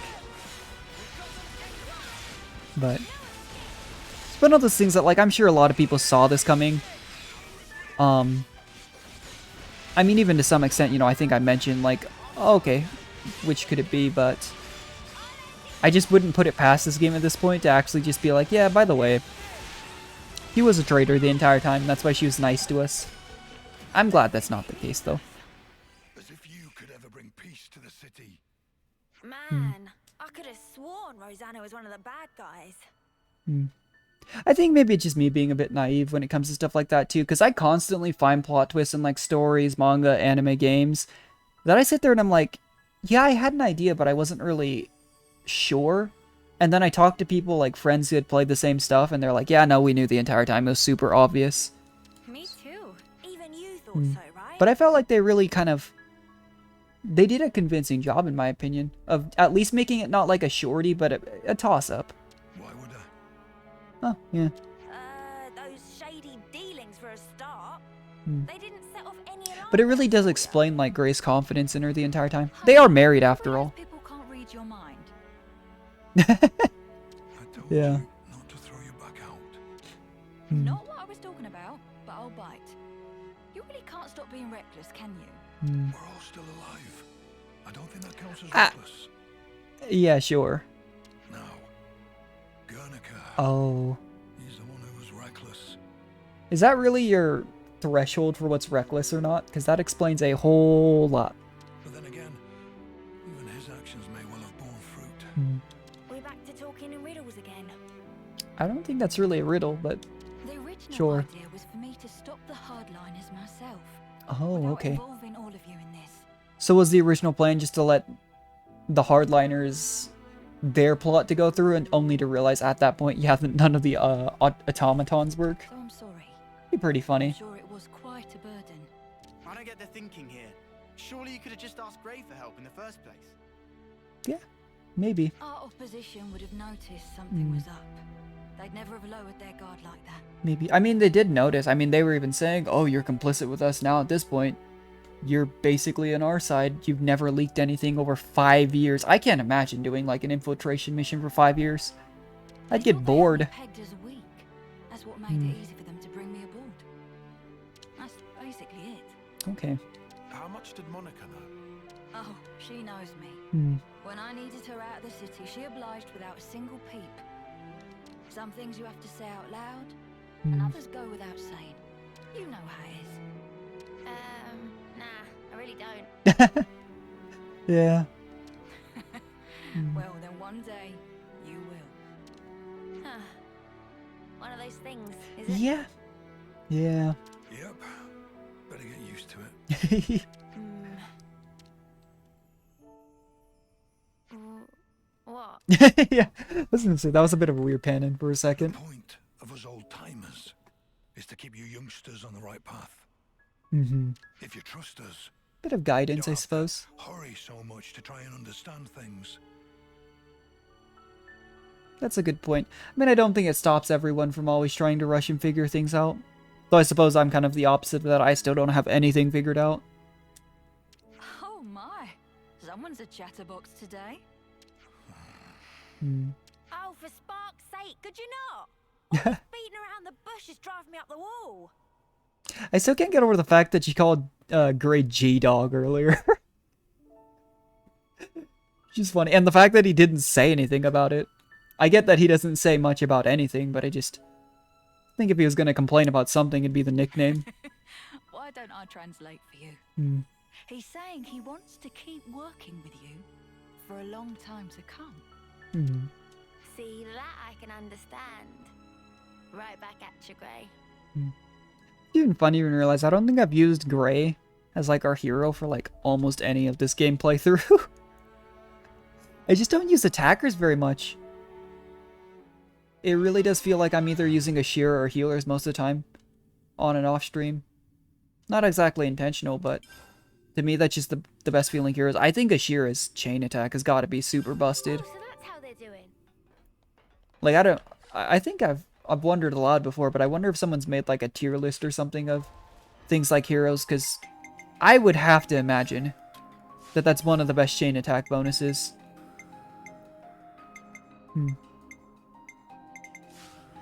Anyway, it always bothers me. Usually with most games I have to clear out like every single quest notification. What's actually really helped me ease up on it in a funny way is the fact that I have C6 Bennett in Genshin. And that's not a notification that's ever going away. But a lot of times I'll leave it up on stream, and then as soon as I get off stream I actually clear them out. That's why they're gone as soon as I like log back in most of the time next time. But either way, the last one I was really planning on doing today was Juniper's. I have some family that's supposed to be in town later. They're gone right now, but I was planning on streaming for quite a bit longer because they're supposed to be out for a while. But I was planning on doing Juniper's at the very least. But with how long this has taken, we've only been streaming for about an hour and a half. Fiona's was really, really short. I mean, Grace Ascension Quest took about twice as long, so we'll see how long this one takes. After that, depending on what we're sitting on time, maybe we'll do another one. I'll have to pull up. I'm thinking about doing... maybe Melia's. I just don't want to do... Like, looking at my list, I have like 7 Ascension quests left that have some kind of requirement that we have to do first. And I hate to put them all off till last, because that's how we'll end up only doing like 1 or 2 per stream. But... I don't know. Like, we'll see. Because a few of these, like Nia's, I don't think should take too long to get the requirements done. Triton's seemed like it was just cooking something. But some of the other ones especially, like say Giri's, I think will take a while. I don't know how long the Teaches Teachers questline will take. Maybe we'll do that. Either way, I'm not sure which question mark it is that we're supposed to be running towards here. But I do know what the way I actually check to make sure that, you know, I think we're supposed to be on the ground floor here. The way I check to make sure that these are the correct... Oh, one sec. Oh, sorry, I had to sneeze. The way I make sure that we should have these hero quests available is I'll switch to the hero, look over the map. Like, I've looked over Colony Al here, and one of these question marks does disappear. I don't remember which one, but I just like take a quick glance and make sure, okay, if I have this hero in the party versus not, if one of them isn't there, that's how I know, you know? But I don't remember which one it is. It's either, I mean, it's one of the two. It's not this one. Wonderful. Then it's this one. But like, if the question mark isn't there when the hero's not in your party, then that should be like the Ascension quest in theory.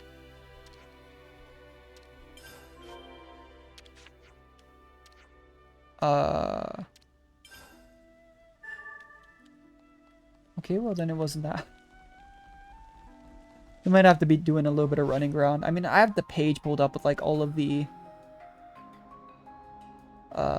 hero quest stuff. Although this one's very vague, and it's actually been kind of wrong on a couple of things because it hasn't mentioned previous requirements. Let me see. Colony Tau, make sure Juniper is in your party. Yeah, that's all it says. Might have to look it up if we don't find it here. That's interesting. Oops, sorry about that. Let me look it up. Because I had a list of, I don't think I had Junipers pulled up here. I had every Ascension quest that I knew for certain. Yeah, I don't. I had, like, the actual details pulled up on my second monitor of, you know, which ones I knew would require extra quests and stuff to do. But potentially there's more that we have to do than Let me see.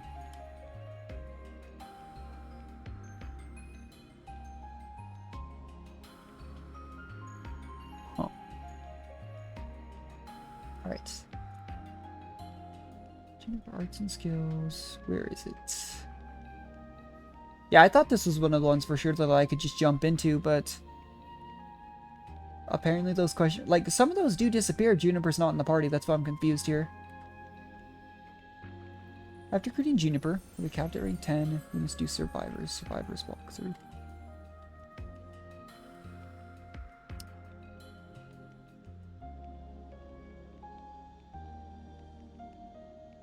Alright. You have to rank the stock class to rank 10. We do have that. Learn lessons from Lambda. Unlocking the quest requests. Oh, okay, so we do have to do more quests. I don't know if we have lessons from Lambda. Let's check that out. That's really awkward. Ah, well, we can go ahead and do that then. Lessons from Lambda. There's problems. Potentially we don't even have this then. We might spend quite a bit of time doing this stuff. I mean, we spent like 30, 45 minutes, I think, just doing Fiona's pre-ascension quest requirements. Alright then.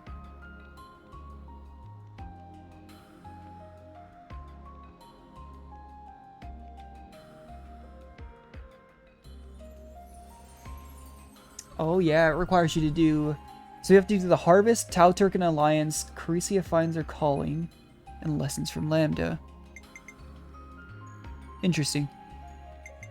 The Harvest. Let's do these in order.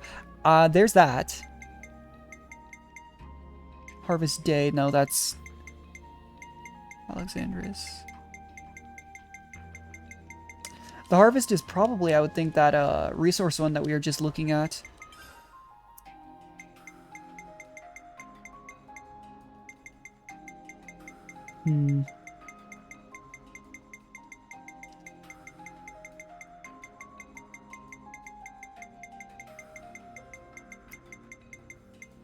Interesting. Yeah, I genuinely had this marked down as one of the Ascension quests, though, that I thought we could do immediately, but let's see.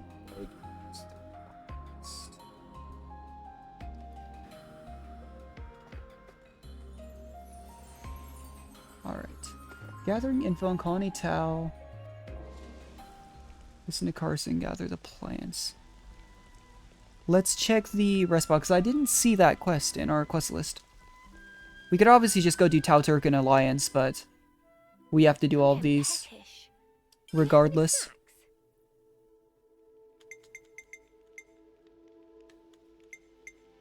Harvest time, yeah, it's this one. Shall we put our heads together on this? I think. Grow virtually all our food. Yeah, this colony was basically abandoned, so they do a lot of this resource gathering on their own. It's actually pretty impressive. I can do harvesting. Did they really?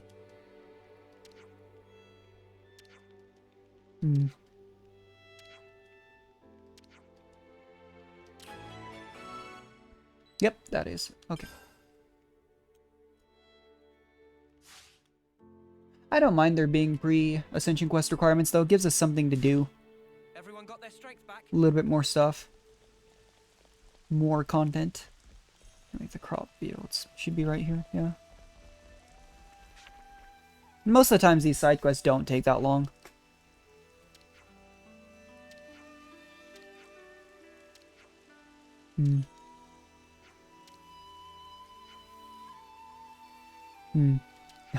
Well, we'd offered. No reason to be hesitant. Farming in the forest. Okay.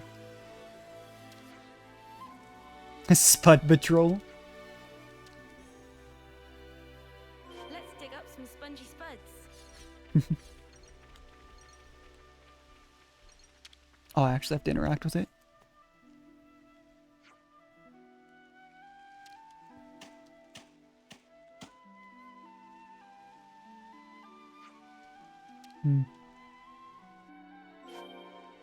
Wonder if there's a different, like, scene if different people are active as the character. Oh yeah, looks like it. Just a little dialogue. That's kind of funny. You'd think if any colony, like colony, it was saying lessons from Lambda, which is technically an Agnian colony, I guess, as well, but you'd think the colony that would really benefit from it would actually be colony 9, since they're the ones that have been talking about potentially building farms and whatnot with Xeon. Granted, we haven't dealt with any of those side quests prior to getting Xeon's Ascension quest, so maybe that's what we have to kind of go over. I'll take point.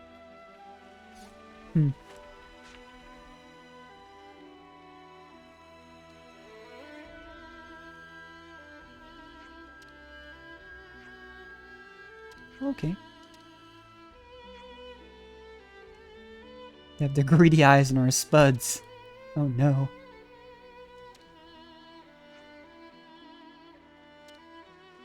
Yeah. Yeah, we can outfight with it. It's really what a lot of things boil down to. We're not the best at diplomacy, but pretty good at fighting. I mean, to be fair, wasn't it like that the first thing we did when we came here? Was fight monsters outside the colony?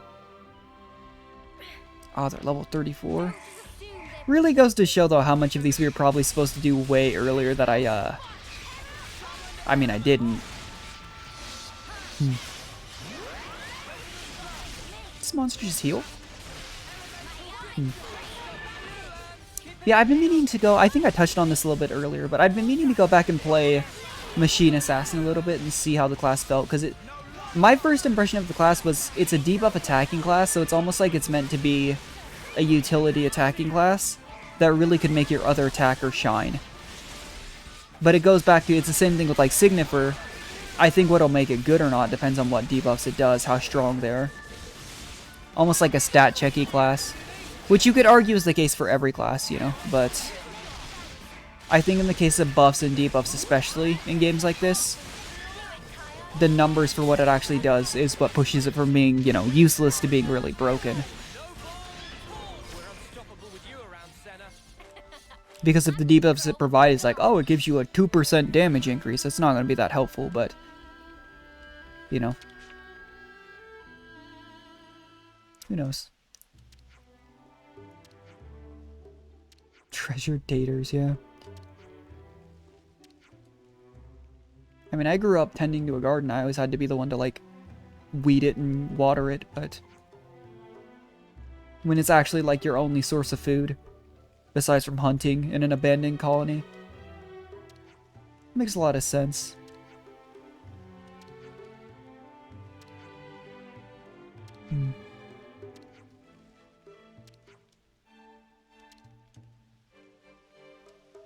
Yeah, I really don't know what her Ascension quest could be about, because some of the things that I've been thinking could potentially be... So my first thought would be, like, either taking care of the colony as everyone else is. I don't remember if the console of this colony was dealt with. That's obviously another forefront thing if that's not the case. But I've also wondered about, like... I mean, Colony Lambda is... Learning from Lambda is obviously a very big thing here, but their relationship with other colonies, now that we've seen what Alexandria's was with her dealing with Valdi's colony so heavily, I'd really wondered if that was going to be like a... Okay, that's not a side quest. Was going to be something that happened. Anyway, we need to do Tau Turkan Alliance. Let's keep things on a tight loop. Carusia finds her calling learning from Lambda. Like I was saying though, let's do this in order. We've had Tau Turkan Alliance though for a very long time. Just one of those side quests that I never really went out of my way to do.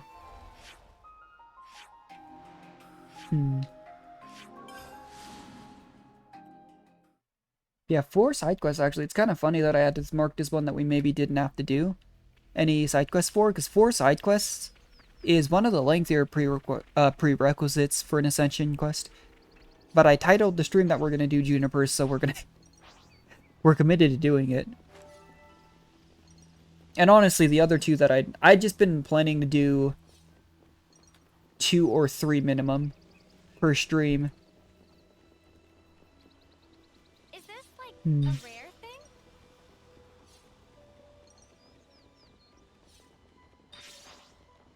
Huh?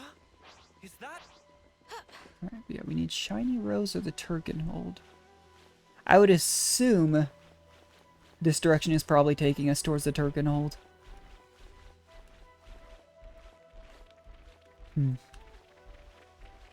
Yeah, it seems odd to me that they have some kind of, like, alliance with the Turken here, because we literally got robbed by Turken when we were running through this area for the first part. Like, it's kind of interesting, but it's one of those, like, you'd have to have some kind of symbiotic relationship with the world around them when they're an abandoned colony. Granted, they were just, you know, attacked by some of the random, I don't know if you'd call them wildlife around the area, but... Just one of those cool little adaptation things. Because Colony Juniper is basically in... Like, they'd mentioned way back when, it's why I genuinely don't remember if we dealt with their console. They mentioned that their console showed up, like, once in a blue moon. But... it was, like, super, super rare compared to other colonies. Which is why they were basically... Oh, the Turken didn't talk? They were basically an abandoned colony. Oh. This feels a little bit more like... Sure, let's break the alliance. Because they can't really sustain it. But just passing by her, we want to break the alliance. That's kind of... shocking. Shocking choices. Scandal, infamy. Well, getting a call. Thought I had my phone on silent. Talk again and you talk no more, huh? Oh, that's a scary looking Turken.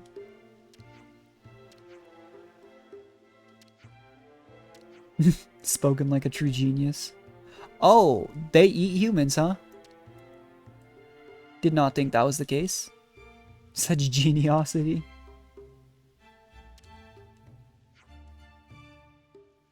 I mean, it said complete one of the objectives. I wonder if we could have just collected the resources and given it to him. Or just fought him. Be kind of funny. I mean, if it's down to resource gathering or fighting, we're gonna fight. You know, we're level 86. We'll be fine.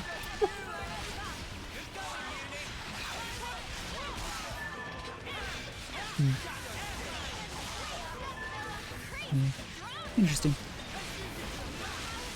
It is kind of hard to get a grasp though on how good classes like Machine Assassin might actually be when we're fighting enemies such a lower level, and also when I'm not making... This is my big problem with playing attackers, aside from being squishy, is I don't really... We're monsters for using violence, huh? Yeah, we don't use theft. But... I don't really make use of, like, here we have, like, a back resist down, a side... Was it side debuff? I just like to just cancel my arts into one another, which is why classes that are so dependent on positioning, which is usually the attacking classes, not the biggest fan of. Stupid.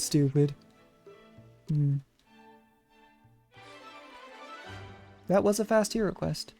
Sorry, side quest. Goes back to what I was saying though, most of these don't take too long. Just neat little world building. Anyway, Carisia finds her calling. Carisia finds her calling. Here we go. Then after we do this in the Ascension quest, maybe we'll do some prep as always at the end of the stream. Last few streams I've actually finished off by doing the side quest to prep for another hero quest, so we'll see.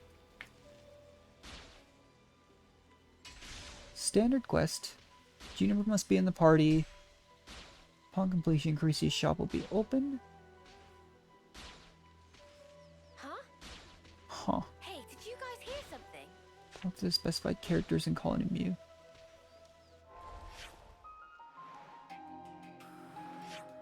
I don't know who Carisia is. I'm not. Oh, it's saying discuss information.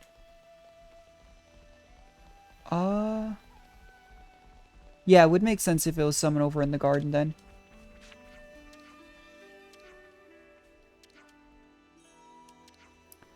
This doesn't seem... Never mind. I mean, it would have made sense if it was something that we had to do in the garden first. Let's check all our information. Because there's a possibility that we already have the side quest here. Coricia's return. We do, okay. Let's have a little huddle up. Because I have like 3 pages worth of stuff here that I just haven't messed with. So someone who... Not to Colony Gamma, okay.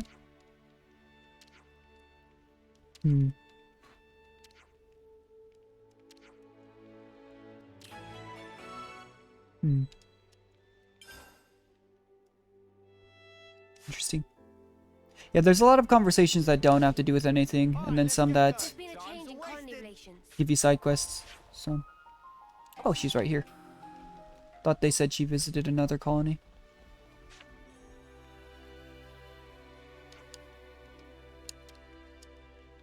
Guess it is called Coricia's Return, I suppose. Quite the accessory maker.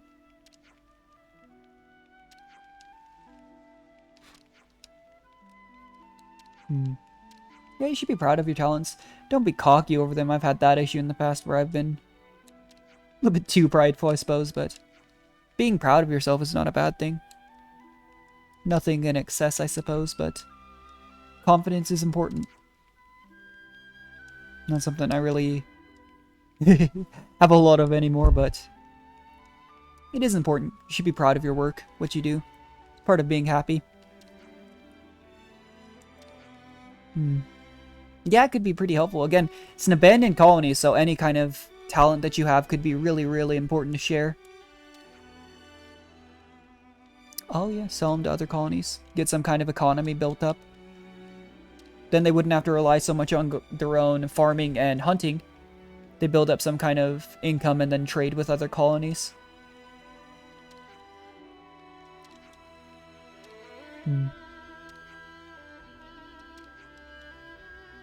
Okay, well, I've bought basically every accessory I've ever seen, so at least one. Wait. Oh, I talked to the... Oops.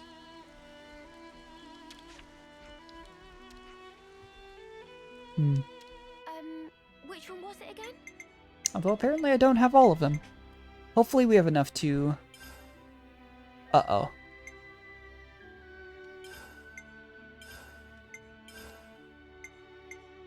Oh boy. Alright, let me... I'm not even gonna try and just go through this stuff. I'm just gonna look up which ones we can buy. Colony 9 Commissary. Okay.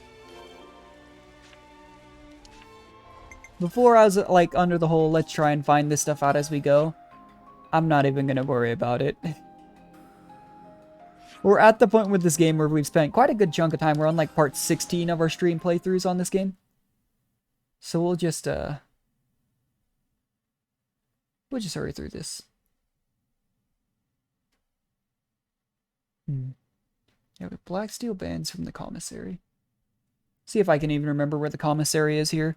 Colony 9 is one that, despite being where we really started out, I haven't gone through a whole lot of stuff. I mean, I can't say I've been super invested in Xion's story.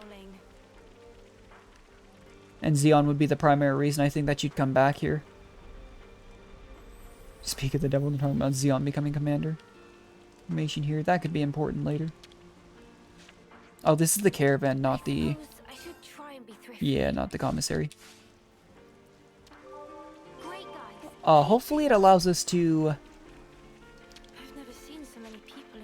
You know, turn in a bunch of the same one. You would think so, but... Okay. Apparently I hadn't bought out that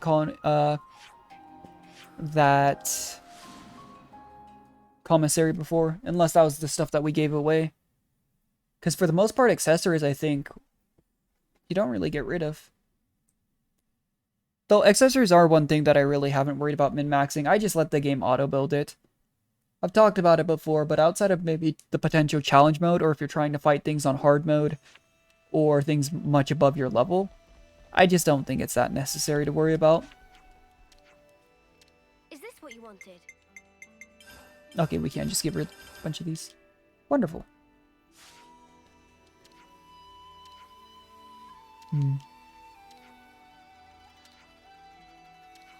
I mean, story-wise, we're not exactly being helpful by giving her like 8 of the same things, but you know. And Colony Mew. Yeah, that's a ways away though. And you have to be able to sail. Okay, yeah, just casually see. Go have fun.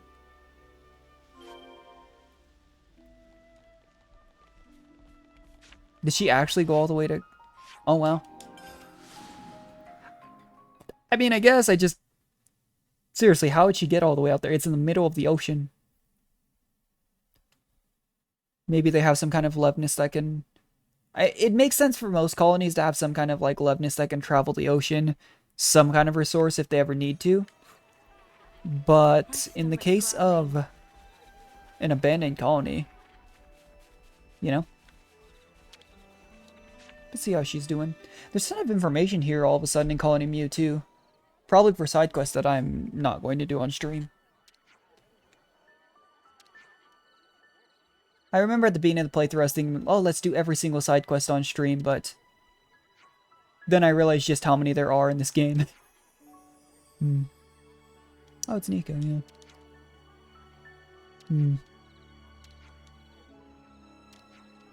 Oh, I'm just a little bit nervous about showing my work. Don't worry, I'll show everyone.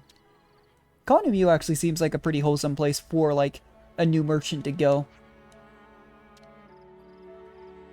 You know, just a very, like, unified colony, I guess. That would be very excited about stuff like this. Kind of funny to be doing this, too, after we've, so recently done Fiona's Ascension quest too. Just a coincidence, because like with Alexandria's Ascension quest, we, you know, were involved with Colony 30, and we hadn't been to Colony 30 in forever, for any reason.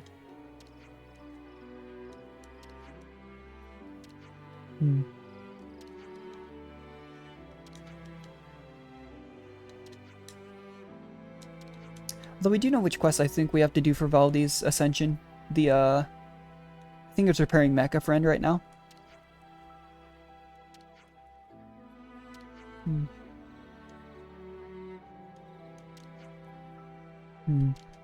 It's kind of funny though, because you assume that she has like some kind of spread of accessories here, but they don't show it for the purposes of like animation. So it's like she's standing in front of an empty table. Anyway, that was nice. And one more we have to do for this. Learning from Lambda. I would assume that's another information one, but... There's been a change in colony relations. Lambda. Like I was saying, at this point, once I kind of caved in and started looking stuff up towards the very end, I mean, I didn't until we were basically at the end of Chapter 7. I'm fine with looking up like where these side quests are, because if I was just looking around on stream trying to find them, it would take a very long time. Huh? Hey, did you guys Alright, you find an info fragment that starts this question discussed at the nearby canteen. So it is information at... Okay. I had figured. Wrong button. But it just makes things go a lot more smoothly. If I was doing it off stream, honestly, there's a chance I wouldn't look it up at all. Just being kind of stubborn. But I just don't feel like, especially with me uploading every VOD onto YouTube too, I don't want to have to upload a VOD that's like 3 hours of me just running around trying to find quests, you know?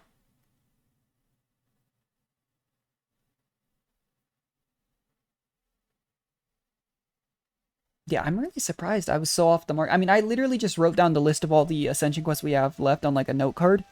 And then I put a little mark next to the ones that I knew we had to do stuff for prior to doing it. But I didn't have a mark next to Juniper's, which means I really did think Juniper's was something I could do instantly. But again, there were multiple question marks that disappeared when we didn't have Juniper in the party, but then they just gave us resources. Just a little bit surprising. My stomach's growling. Either way, let's see if we can find this information Actually, I should check if we already have it. There's potential for that, huh? If we have anything that requires Juniper, because it's saying the side quest does require Juniper. And every other one we've done so far here has required it. This one's another one, by the way. I found that, and then I never found the second part. Where's Emogen?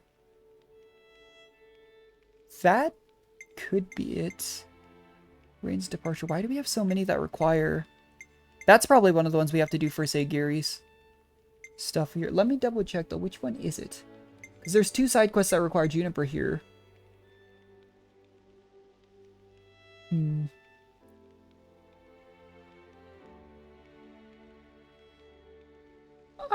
I guess we could just go over them, because this looks like Colony 9, not Colony Lambda.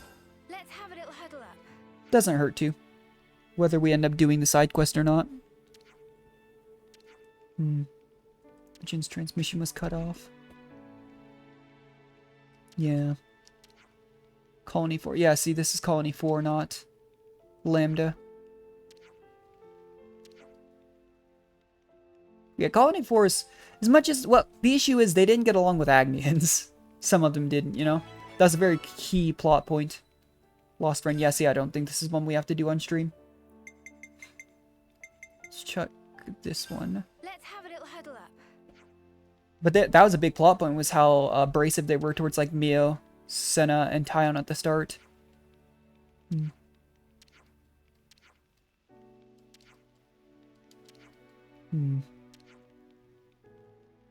Overstanding, chasing, yeah. Again, these side quests are really cool, and the discussions, well, that even don't have side quests, they're really cool for world building. Have they found rain? Is this it? No. Okay. Alright. Back to the second monitor real quick, sorry. Trying to figure out where this information is.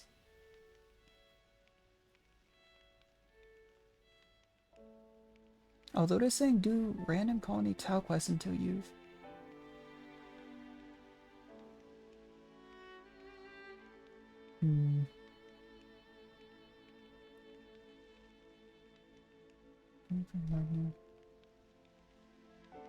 For side quest in Colony Tau. Maybe we have to do those ones, who knows?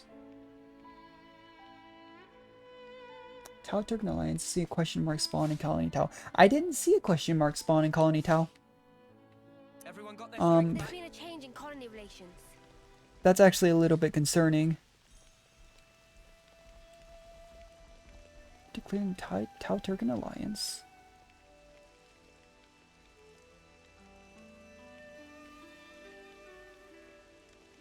Oh no, learning from... I'm confused. Okay. Survival. You must upgrade Stalker to rank 10. We did the Harvest, we did Tau Turkan, we did Carisia finds her calling.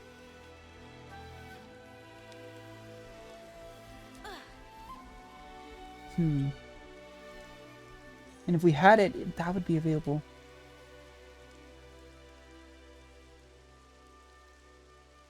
Talk to Rowland at night.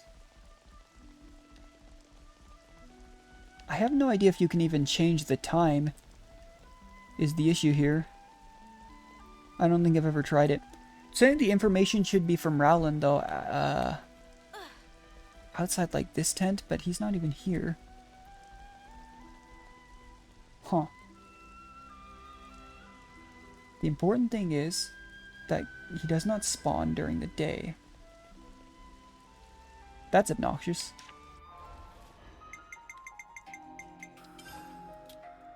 In that case... I really don't know.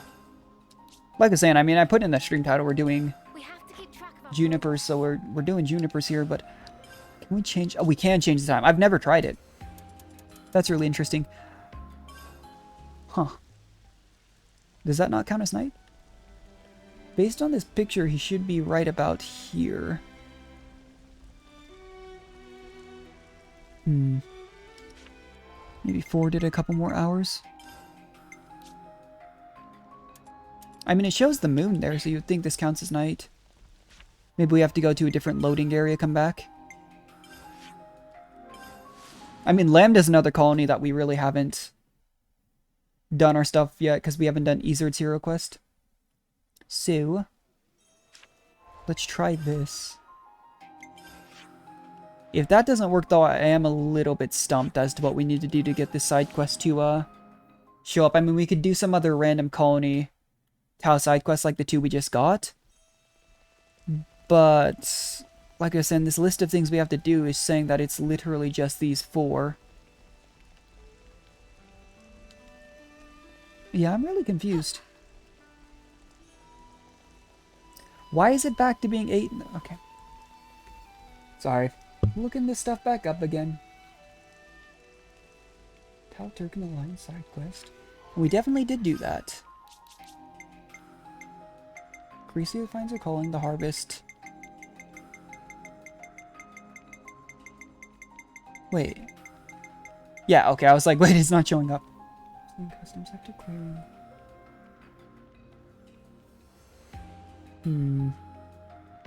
I almost wonder if it's one thing that I have to restart the game for, because that's what happened with Fiona's.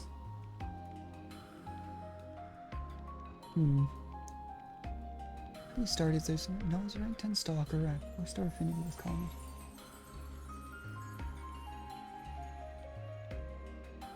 Food for towels. Yeah, all I can see for this is that it has to be nighttime. And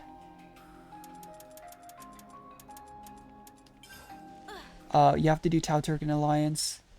That's really, really strange. Talk to Rowland.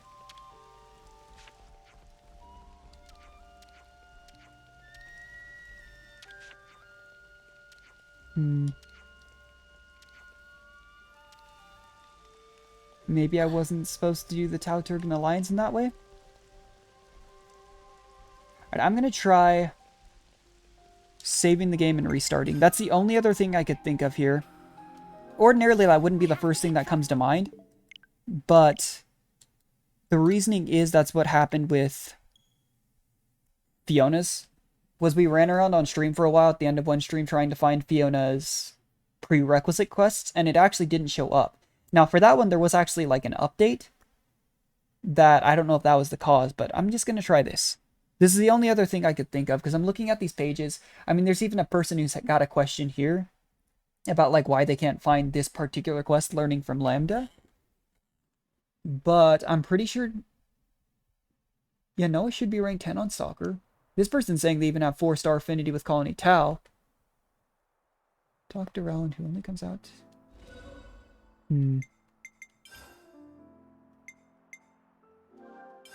Yeah, if this doesn't do it, I'm genuinely a little stumped.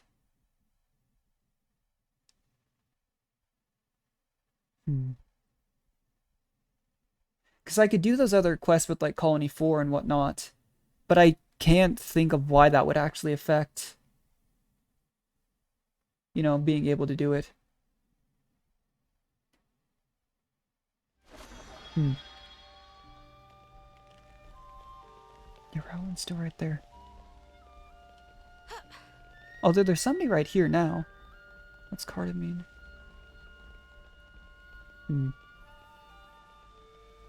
Juniper's in the party. You know his rank 10 stalker. Huh.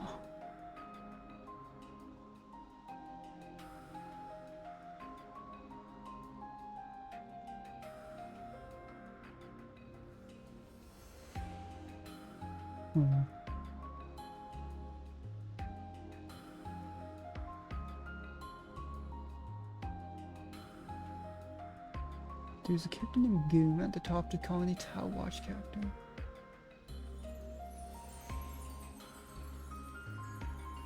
Huh.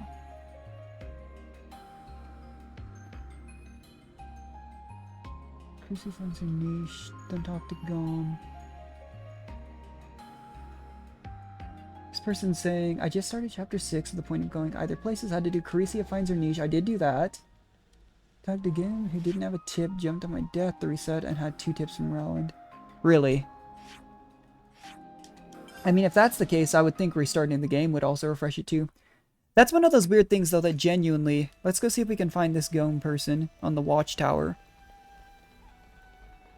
But genuinely, maybe that would have fixed it when I was having the issue with finding Fiona's side quest, was just dying, kind of resetting it. But I don't know where Goom is. Yeah, sorry about this. I tried not to, like I was mentioning, I've tried not to involve too much just running around trying to find stuff on stream. But genuinely, I thought Juniper's was one of the ones we could do just straight up. And now I'm having a weird issue with finding them. Will this kill me? No. Okay.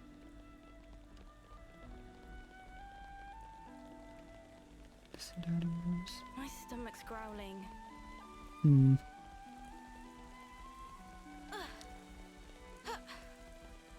This is it.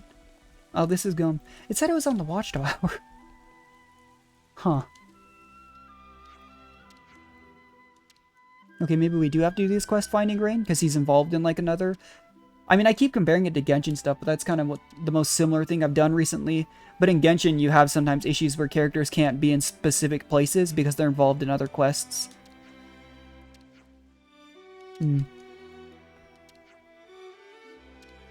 Follow the beacon stone, huh?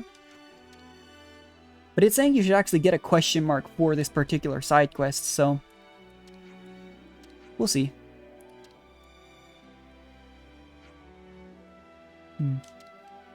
We're going how to help out this particular member. I hope nothing bad's happened. Yeah, let's do this quest. And if that doesn't make it show up, maybe we'll do... yeah. Because maybe we do have to do some of these other ones. There's an abnormal amount of quests that require Juniper here, if we're being honest. So maybe we'll just keep knocking these out until we figure out which one it is that we're missing out. Because the list I was showing literally just shows that the ones we've done so far, this learning from Lambda one, and then we should be able to do the actual Ascension quest. But if that's not showing up, we'll just keep knocking out the ones that require Juniper until we find it. Because I'm not a liar, I named the stream quest that we'll do Fiona, Gray, and Juniper's, because that was on the list of stuff I had, so we're going to make sure we do it.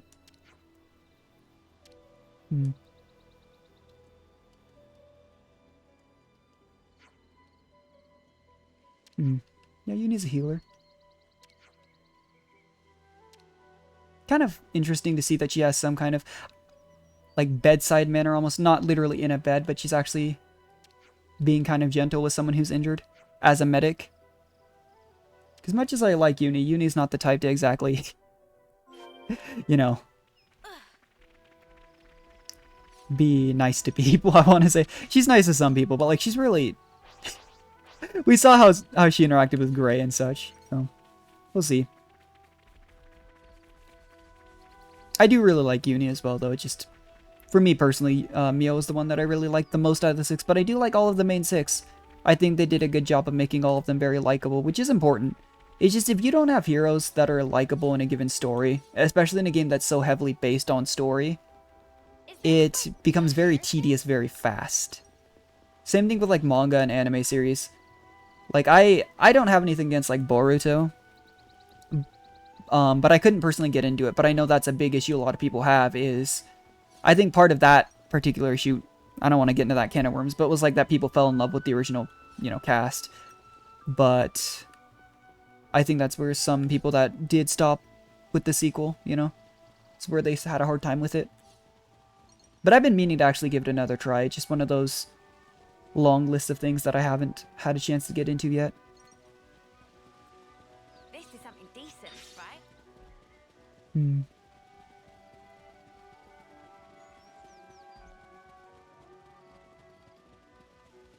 There's a path to the lower levels. Alrighty. Yeah, I am starting to wonder if maybe I shouldn't just do all the side quests on stream.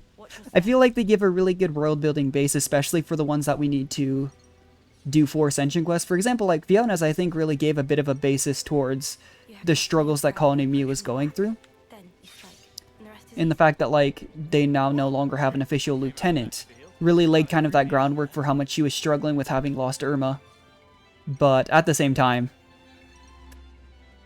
Who knows? Because the same could be said for, like, for example, the off-seer quest that we haven't done for a lot of the colonies and such.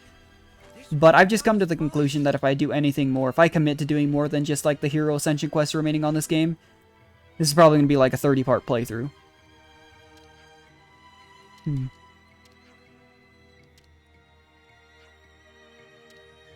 not even, like, a short for 30-part playthrough. I mean, every part's been at least, like, 3 hours. Because they're stream parts. But I've been looking back through my VODs a little bit, too. I've really enjoyed this game overall. But... you know, like I said, just don't know if I can bring myself to, do every single side quest. Especially since there's so many that I keep randomly finding that I'm like, oh, I thought I cleared out all the information here. Good to see that, Reyna made it back, though. Reyna. Yeah. I mean, if it got down to lower Mock the Wildwoods, that's where there's, like, a massive... I suppose it's a bit meta in terms of the game, but massive level spike.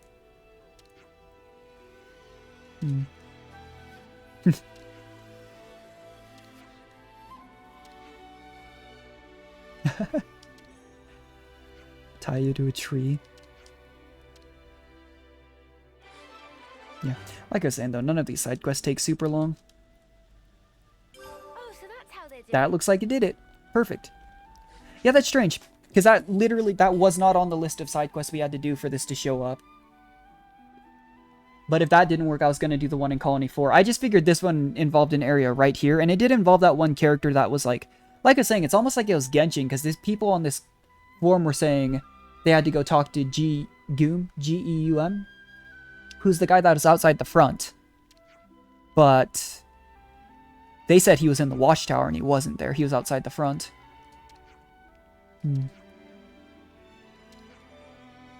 Yep, here we go. Perfect.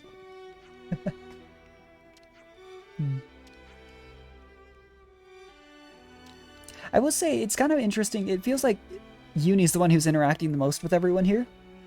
At least in these side quests. And Noah was the one that inherited Juniper's class, but it was also a story required one, so it wasn't exactly...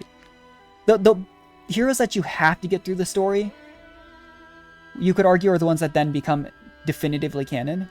Because, like, we completed the game without having done a bunch of this stuff. But... just interesting. It seems like those are the ones that maybe sometimes, though, prove the exception to, like, it has to be the person who interacts the most with them. And even then, you know, like Gondor, it made sense to go to, I'm pretty sure Gondor went to Senna. You two haven't got thoughts in your head. No, that's okay. I think bickering to some extent is actually a good thing in friendship. As long as it doesn't go too far.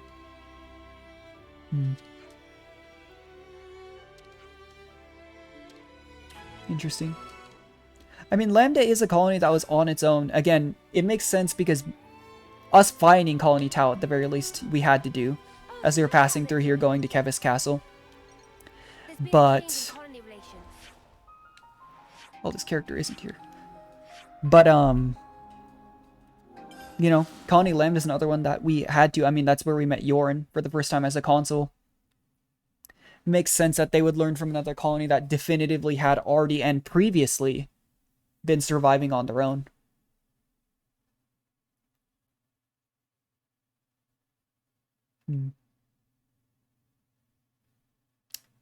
Oh. Sometimes you get really long loading screens randomly here. I don't think I've ever had the game crash on me, though, so we should be fine. Maybe. Okay, yeah, that scared me for a second. Because it didn't even have, like, the flame clock loading symbol at the bottom there.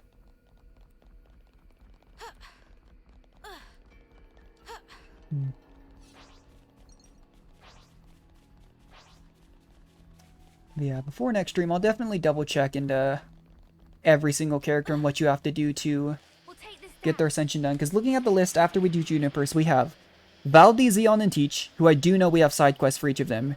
Riku and Manana I had marked as not. Izard I had marked as yes. Monica and Gondor I had marked as we should be able to do. Triton's that weird cooking thing. Sagiri we have a bunch to do for. Nia I'm pretty sure you have to just go visit 4 specific places. And Meli I had marked as not. So I'll have to actually go double check all these ones that I didn't have marked off as having previous requirements, because it would be unfortunate if I was like, okay, I'm going to do these 3, and it turned out I had to do like 4 or 5 side quests for each of them beforehand. Because I don't mind doing longer streams, but generally speaking, I haven't done super long streams in comparison to like 3 Hopes for Xenoblade Chronicles 3.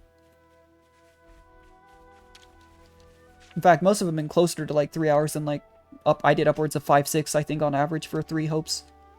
Granted, it also took like 30 minutes to do anything in 3 Hopes, but that's just Fire Emblem in general. Give it a quick test, huh? Sorry, I keep thinking maybe I'm not going to read aloud everything that's not voiced in this game. That would take too long. But I read really fast, and I keep thinking maybe I shouldn't be clicking through the dialogue that fast. I try to give like a quick little like, okay, this is what's going on, but sometimes I look back through my VODs and I'm like, yeah, I wasn't really even talking about what was going on here. I was just reading it as I rambled. You could do without the noise here. It looks like a model rocket. Though they probably wouldn't know what that is. And we're getting attacked. That makes a lot of sense. You know, when they said learning from Lambda, I was thinking this was going to be a literal like, oh, we're going to go do inter-colony relationship versus attractive, yeah. Well, it won't be helpful to do something like this if it brings in enemies every time. But I thought it was literally going to be like a let's send someone to intern over or something with Lambda, because that's been a common theme, is inter-colony relationships. And we've already sent multiple people, you know? There's a member that's currently in Colony 4. We just sent someone over to Colony Mu. I was under the impression that actually might be the case.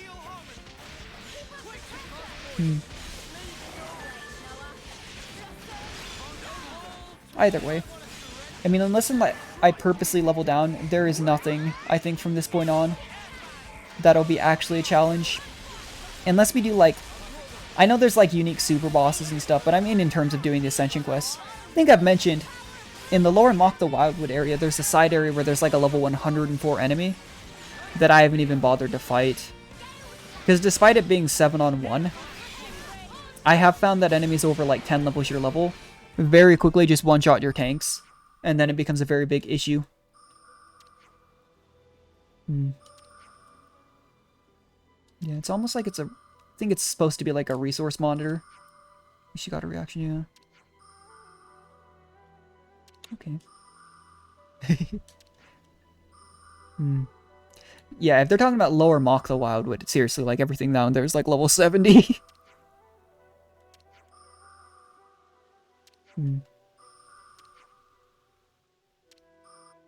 Yeah, it goes back to what I was saying, though. For this colony especially, they've been self-sufficient this entire time. It is lower Mock the Wildwood. And there's a question mark here. But, I really wonder...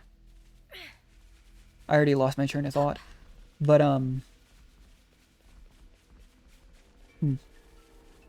never mind, I completely lost my train of thought. It's always awkward to me, too, because, like, it's something that you never really consider watching, like, YouTube videos or stuff. It's like when someone gets on a train of thought and then they just lose it.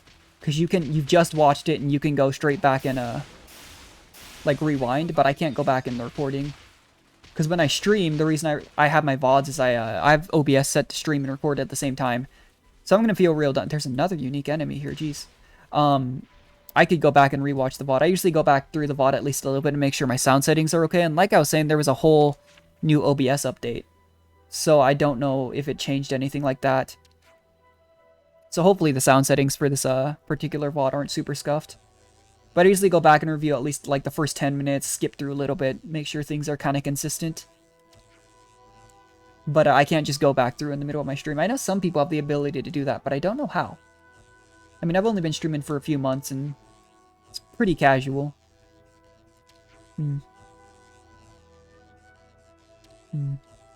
Yeah.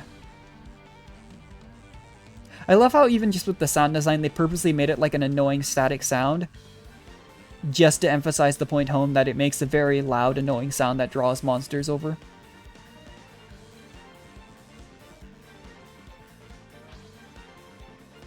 54 enemies. I mean, they're lower level than other things in this area. But I can only imagine actually being like level 54 and having to run through this area. Because I think that was the case for Side Story No, actually. That's how we found out there was a lower Mokta Wildwood. Was we were like level 50 to 60. And that was the level of the actual things for the quest down here. But we're running through an area with like level 70 enemies, just having to flee from everything. Kind of funny. But one of those things that's unavoidable if you want to do anything in this area.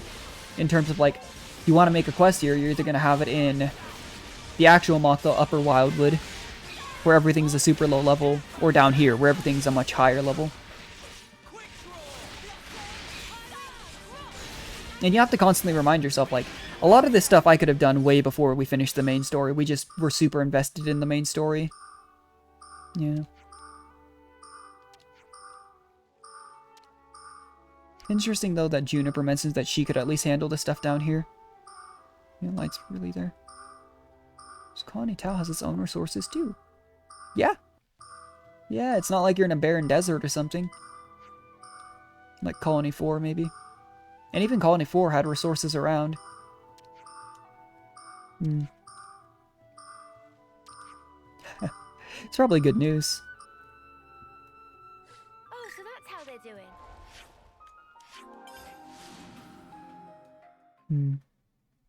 Yeah, this is what I'm talking about. It's like a solid 30 minutes at least of us just... Part of it was me getting lost, granted. But of other side quests just to do the Ascension quest, which usually has been about 30 minutes to an hour for most of them. But I can genuinely appreciate the world building. But I play games like Genshin where side quests are nothing but world building. Whereas otherwise you're just running around not really doing anything.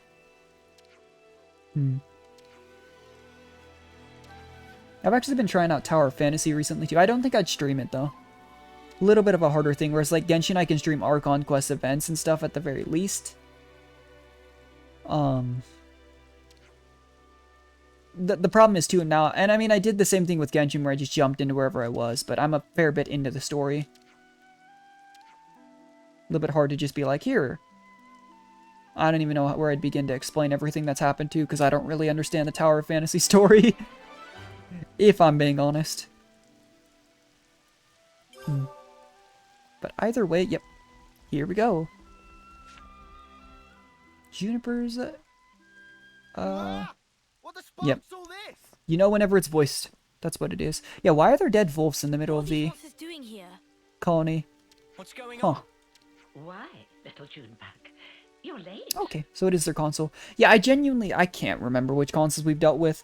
There are a few, like, Ashir is really stuck in my mind, but that's because it was, like, super emphasized. But I can never remember which ones we actually killed in their hero quests and which ones are still around. Because this was, like, a console, too, that, like, did we even see console? We probably did. But again, this was an abandoned colony. It's kind of interesting. This one's mask looks like a sun. They have some really interesting designs on the console masks. I think, like, the armor's usually pretty similar.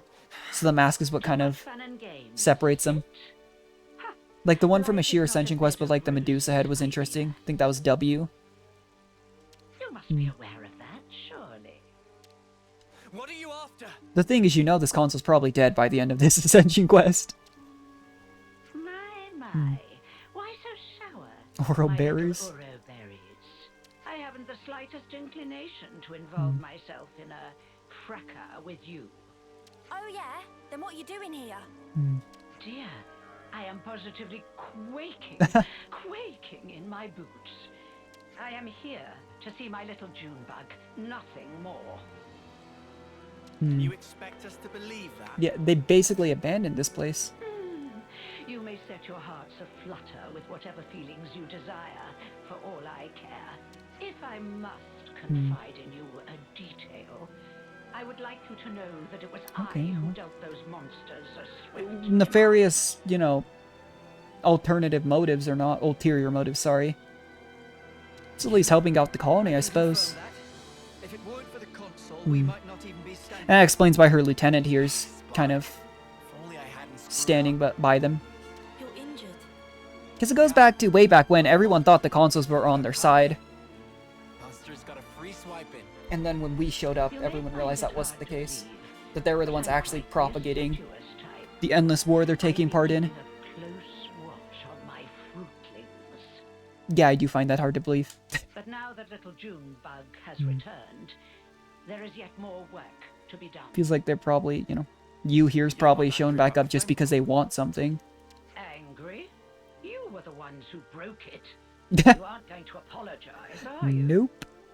Nope, that was in fact on purpose, believe it or not. Besides, I've been aware of the circumstances for a while now. It has to be said, it's a delicate topic. Delicate? Yes, delicate. Do your ears need rinsing, Poppet? Oh. I don't know if you're aware, but the people of Tau themselves chose to break the clock. Uh-huh. It's hardly my place to complain. I Yeah. happen to be quite the... We have seen some very unique consoles, including ones that just straight up neglect their duties. You're not making any Triton. sense.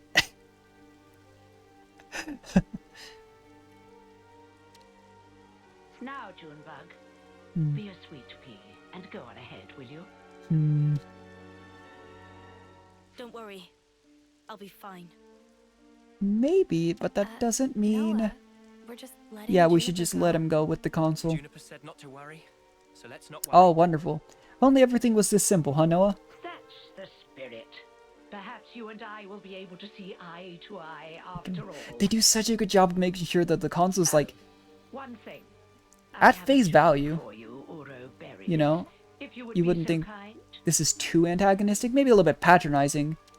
But there's like a sinister undertone. I think maybe the voice actors are part of it too. For you, I'd like you to procure some twine Twine turf turf, huh? for me. And why should we go get some stuff for you? What are you using it for? Yeah.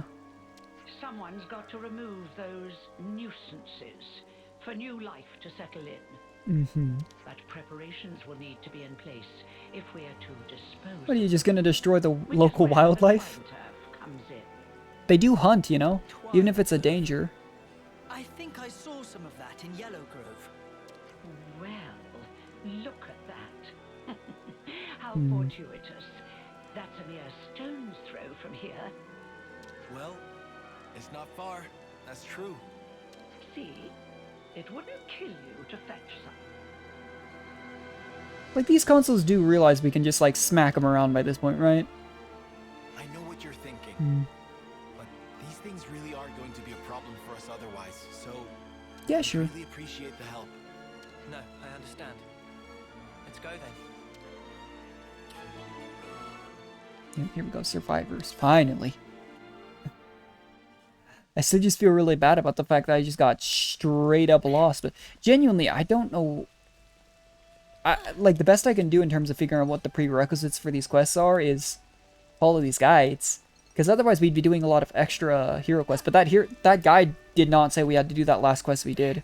It only took like 5 minutes. But it's just difficult. Because the game is pretty new too, to be fair. So... who knows? But, like, if I'd just been going off of, I would have just been doing random colony Tau quests until we found it. Which, I probably would have started because the sheer number that required Juniper just doing those. But there's that one in Colony 4 that it says it requires Juniper, and we didn't actually need Juniper, so... Oh, this is a ways away. Just difficult to say.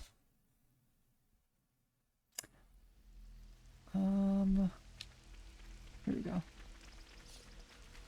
Oh, I think this might be... Is this the place that we visited on the story main? Like, story area? I know that's how we visited, like, this rest spot here. But I wonder. May you sleep peacefully.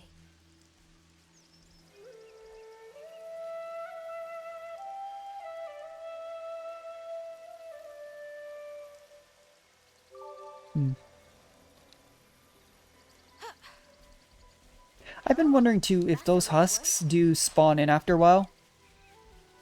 Or if there's just a set number in the world base. Because there's a very high chance that I just missed some of these. But I'm constantly running through older areas thinking, man, did I really miss out on some of these off-steering things? Because they are one thing I usually just go, as long as they're not too far out of the way, I just go grab them. It's free affinity, and you get to hear that song even just a little bit again. But, here we are. Just makes you wonder. That's the thing for the stuff. You think this'll... Don't see why not. I wonder how the console's going to use this stuff to get rid of the monsters. Yeah. I haven't a clue. Oh, hi, Juniper. Oh. Juniper, are you alright? Yes, and the colony is unharmed. Oh, okay. With the way she rushed in for a second there, I thought maybe the console turned on them randomly or something. Hey, Juniper. Give you like that little spiky text box. Like that? The console? I don't really recall. Yeah. You said she pretty much left you to it, right? Yeah. That's I'm confused. That's correct. The console rarely ever visits us. We've met a couple of times, but I barely have any recollection A couple of times. talking. That's kind of crazy. So why on I actually don't know what earth would she term start Juniper's involving in. herself now? Because that kind of also could give perspective if she's only met her a couple times, but she was only like, say, I'm sure she's above like, say, 4th or 5th term, but like imagine that was the case. That's a lot different than if she was like 9th or 10th, and she'd only seen her 2 times. I don't really sense any hostility from it. You know, just in terms of like time. That she's kind of left the commander to their own devices. Still, she is a consul. If we underestimate her, we'll no doubt be in for a world of pain. Yeah, probably. Noted. But even if we do have to fight, it'd have to be outside of the colony. Yeah. We don't know what she might be planning to do with the people of Colony Tau. We should try to head back soon. Yeah. It just, you wouldn't think a console would just show back up here for no reason. But yeah, I'm actually kind of curious.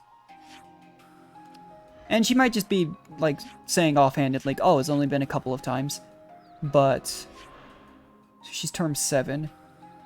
But you have to consider, too, like, 2 times in 7 terms. That's not very often that consoles come back. But it could just be an offhanded, like, oh, we've just talked a couple of times, you know. Just not really recalling exactly how many. But still. I'm just surprised because I was genuinely wondering, like, are we really going to deal with the console here? Because I wasn't under the impression that the console really ever showed up here. Wonderful, my dear Uroberries. But I really have to remember, I don't remember if we met this console back when we recruited Juniper, because I didn't think we'd even met one. Thought we just fought monsters, but I could be wrong. It's been like, we're at like, what, like 90-something hours in our playthrough? We're going to make it including off-stream stuff. Throw it into a bonfire. I hear it has the most fragrant aroma. No doubt the creatures. Oh, we're just gonna draw him in and massacre him. That's a little assistance. Interesting. Go amiss. You. Huh? Yes. Yeah. What I really do wonder what the ulterior motive is here. Because consoles, like, for the most part, for Mobius, again, barring some, like, eccentrics, they don't do anything for no reason. There's usually some kind of motive to it, because they just... Not exactly. I don't know, don't work for free. I don't know if that's the right way to put it, but still. Oh, what is this? Oh, I do so hate Is that fertilizer? What with all the bugs? Right. Well, they do say that bugs hate smoke. You know the type of insect I hate the most? The creepy, crawly kind. Oh, ghastly things. How about you? Me? I've seen them all before. Can't say they bother me. It's just weird, too, because going back to, like, when we did Gray's Hero Quest, we still had some kind of, you know, like, there was, like, hesitation in, like, okay, Rosanna, they're really trying to lay on the evidence that Rosanna might be a traitor. And we were trying to, like, justify in our minds almost that she wasn't. But here it's, like, the opposite. Use, like, here, the words are, like, friendly. Talking about, like, oh, don't you also, like, not like the creepy crawly insects here? Stuff like that. When in reality, at the back of your mind, you're thinking there's something going on here. Something bad. Just kind of the cool little opposite effect. No, not really. I'm kind of used to it by now, though. Well, of course you would be. State the obvious. Why don't you? Oh, right. Sorry, ma'am. Now throw in the plants I gave you. I get the feeling this is gonna draw, like, my first guess is it's just gonna draw an absurd number of monsters here. And cause more of an issue. She made it sound like this was a plan to literally exterminate all of the nearby, which hurts their, again, part of the way they survive is by farming, but part of it's by hunting. Oh, she just ditching? Oh, you know, I thought I might witness Oh, a okay. little of that Oroberry magic for myself. The smoke rising from the bonfire acts like a signal flare to indicate. Yeah, something doesn't obviously seem right here. I just... not sure. What's that got to do with... But you would assume we're going to be fighting Console U here by the end of this Ascension quest. Crap! They're back! Again! Yeah, that was the point of the fire. What? Looks like you've got your work cut out for you. Oh yes. Yeah, I feel like this is just going to summon a huge, like, ridiculous amount here. It's like trying to tie up loose ends. This is basically an abandoned colony. Why not just summon a ton of monsters? Yeah, I thought we were trying to get rid of the wolves. Those were like the bodies that were there when we entered the colony. It looked like wolves. These monsters aren't from the forest. Why would they have come in so far? Gee, I wonder. I have my hunches. It's almost like we just lit a giant signal fire and invited everything over here. Well, good thing they're only level 48, huh?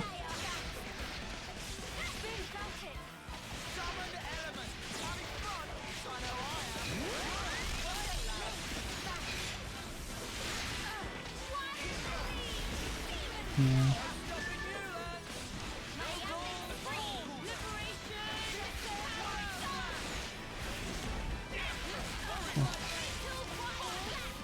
I don't know, it's just design-wise, I actually don't mind Sigiri's weapons. I mean, I remember talking for most of the playthrough how we didn't get like a spear until Kamuravi, we didn't get an axe until Sigiri. The issue is like, for me, classes come down to like, it's not just the design being cool. I think a lot of the weapons are cool, but they just aren't the best feeling to play. You know? The appropriate tactic in this situation is fight first, whine later, mate. Yeah, I know. Yeah. Man. Yeah. Better though. Yeah, sometimes just complaining. My dear, Why not? sweet little Junebug.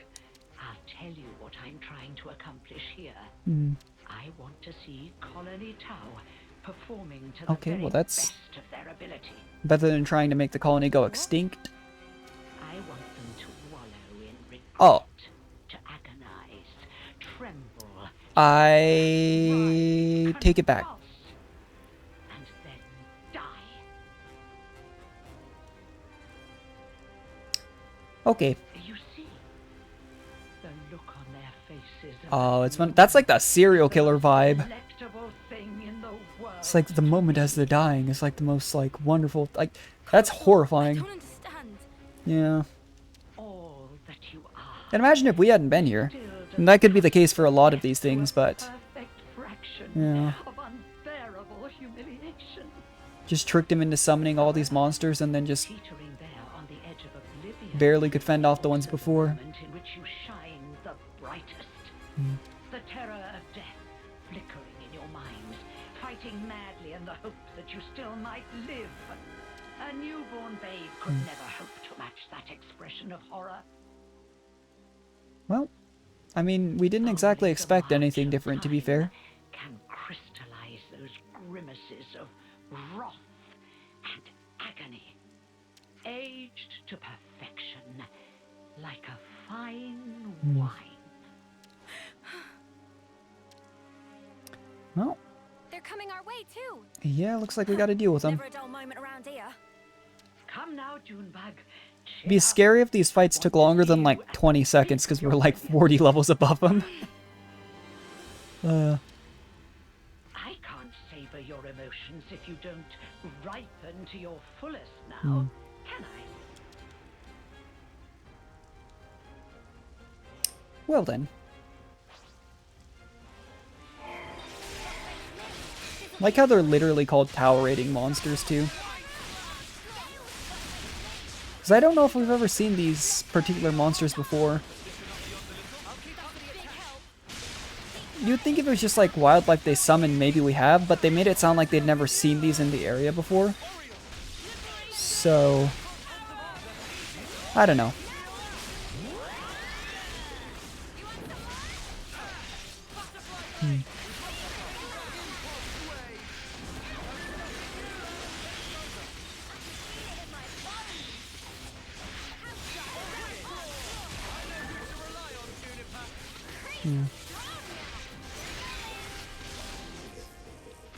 Interesting.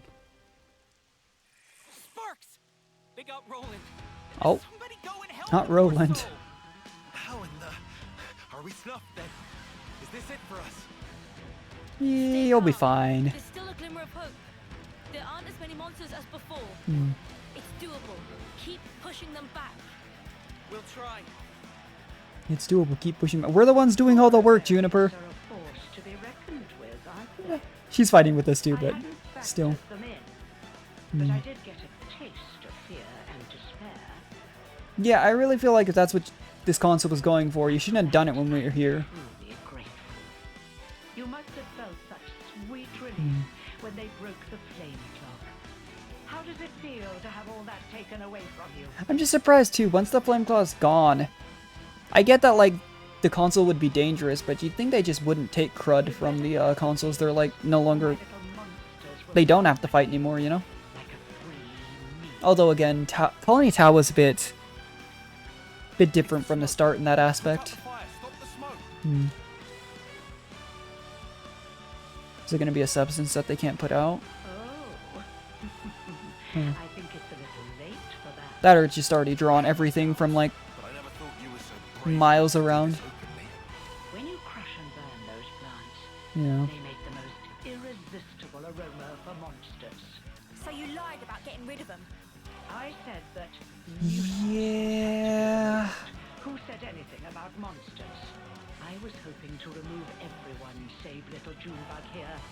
Oh, really? Way for new growth in the forest. So she likes Juniper. You don't have to spout a load of shite, you know that. That's actually a little bit creepy. Oh. Like, why was she just gonna bring Juniper away? Good tragedy. Again. Did I not mention? Not a few days ago, I recall that you intervened. I was hoping to cull some fruitlings before their homecoming.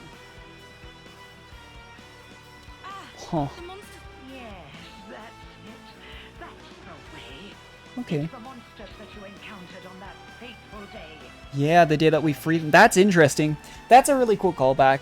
I mean, I can't stop gushing over how this game does that so well, but there's constantly little details like that. Like the monsters that we fought when we first came to Colony Tau, way back when. That's why. If they had feasted on your husks, I could have thrown them into the colony and given you such a fright. Why? Why would you think of doing such It's an Mobius. awful thing? They don't really need a reason. I took you to be smarter than this, Junebug.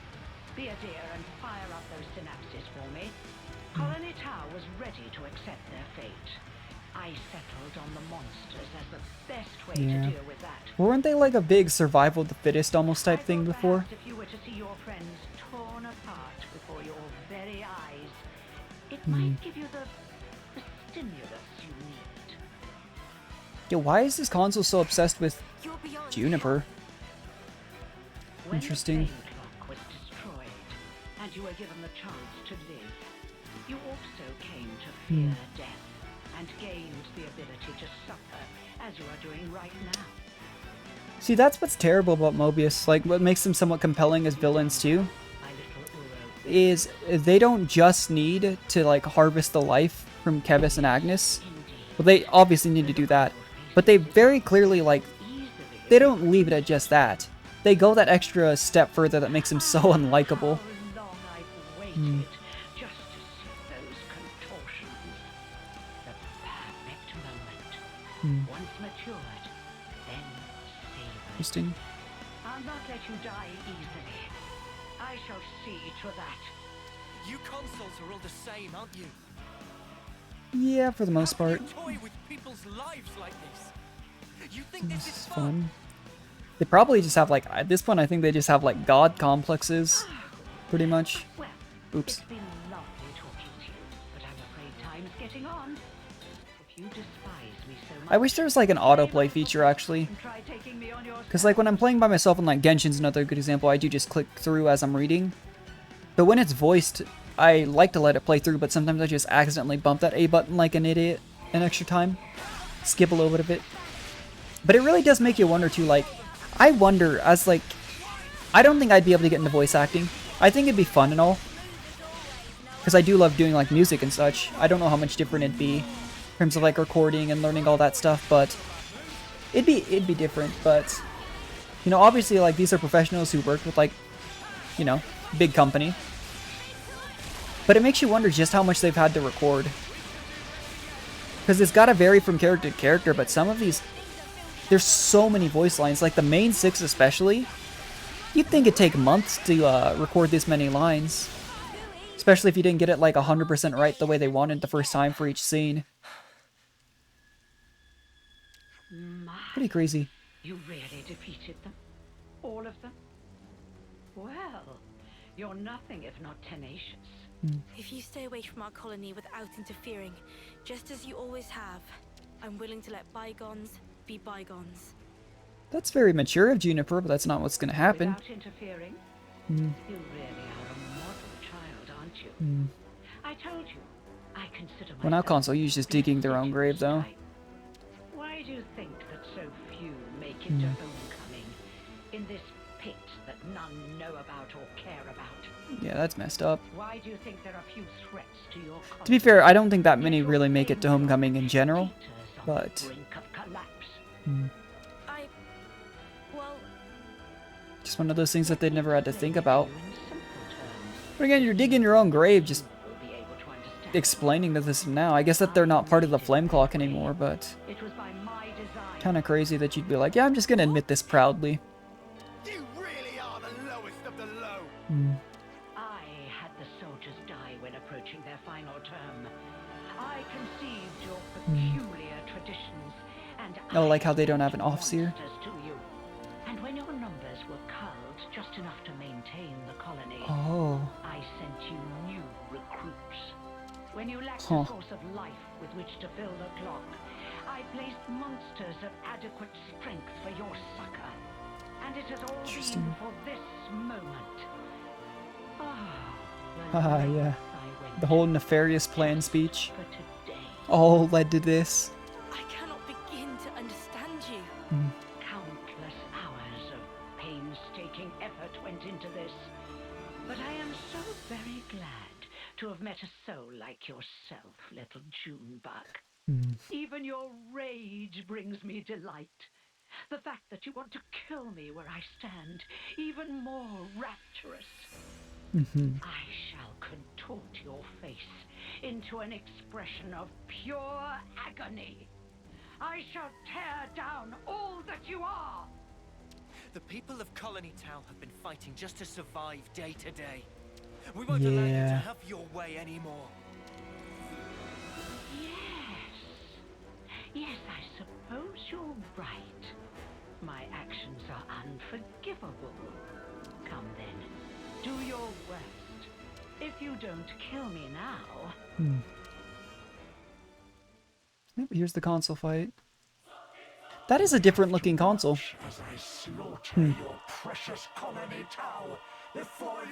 This has like wing-like things on its back.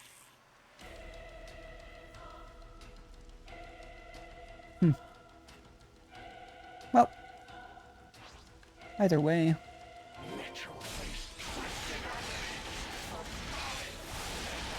Time's up, console.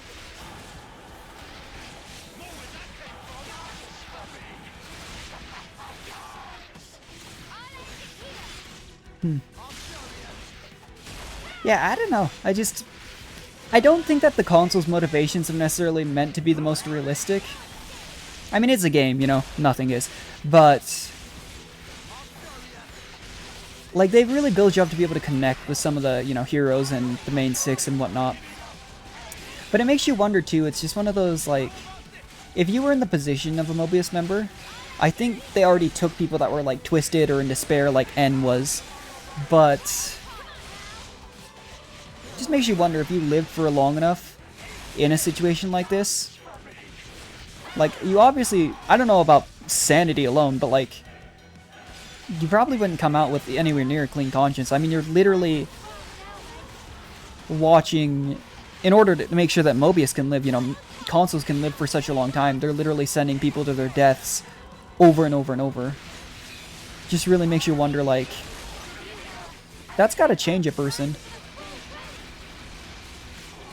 Especially if they were already, like, a little bit twisted at the start, you know?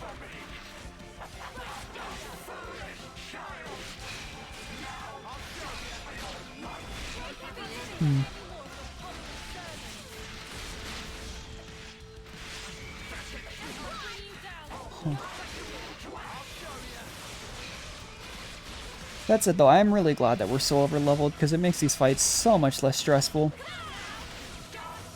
I have no idea. The one that I still remember, I don't even think it's technically the one that we wiped the most on.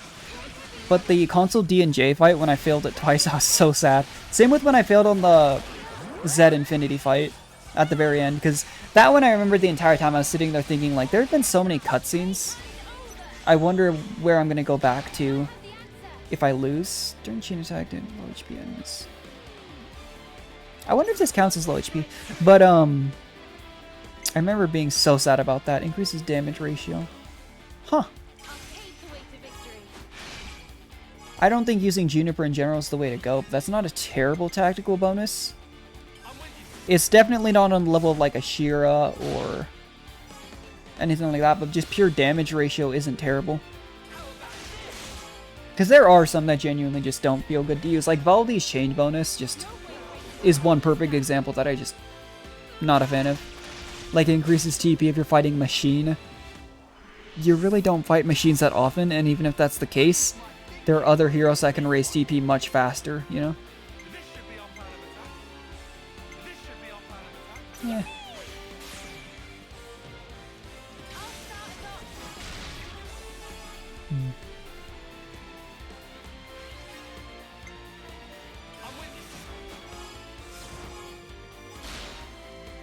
I still don't know.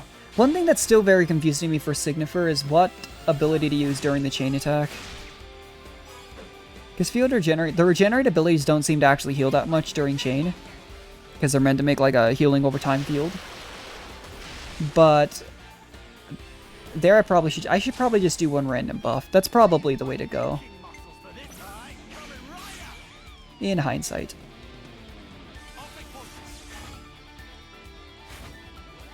Yeah, you can see the difference in getting characters reset too.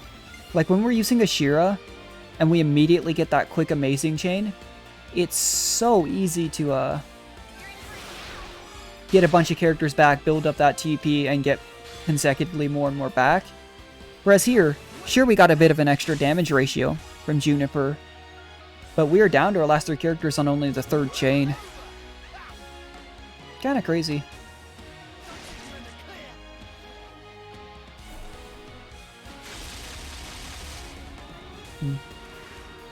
We might as well go for the overkill. Get some bonus XP, because eventually we're probably gonna want to be close to max level for challenge mode. I still don't know if I'm gonna stream it. I'm leaning towards maybe not, but it could be fun. I just feel like we've focused on this game for like over a month now, I think. It's been a long time. Granted, I took like a week-long break, and then I took like a 4 or 5 day break here just a little bit recently in that time. But it's just, I don't know, I like just streaming random stuff. I get on big fixes where I only play like 1 or 2 games, but then I burn out on them. And I wouldn't say I've hit that point with Xenoblade Chronicles 3, but I'm afraid that if I tried to come back in like a month or 2 when it comes out in October, challenge mode does, I feel like I'd struggle with it a bit, but we'll see. I might. But looks like we were right. Console probably doesn't survive the Ascension quest. I don't think any of them will. You've such power, my Uroberry. Surprised no one's ever commented on that nickname too. Bit odd. Oh, yes. Now that right there is the face I wanted to see. I'm afraid. Oh. I won't be dying here alone. I'm going to kill off all your dear sweet friends, one by How? one. You will remember exactly how they died. And you will regret it every waking moment. Cursing your own ineptitude, wishing you'd done more. The console's gonna die right here. How would they do that? Aimless anger will consume you. How very exquisite the look on your face will be then. She's lost the plot. Big time. Yeah. This was our victory. You don't need to listen to this. Colony Tau. What about them? We made a promise that we'd survive. And so, the console's twisted games are something I cannot entertain. Oh, wow. Juniper, That was pretty cold. so you really can make. I've heard the console's saying that a bunch of times, and Juniper's looked almost exactly the same for the past, like, cutscene. Just the same, like, I don't want to say emotionless, but just, I don't know. Did I do the right thing in the end? Face. Oh yeah, no, we were getting rid of the consoles anyways. That's what life is all But yeah. about. Searching to find that answer. Yeah. Find what's right for you. Yes. How true.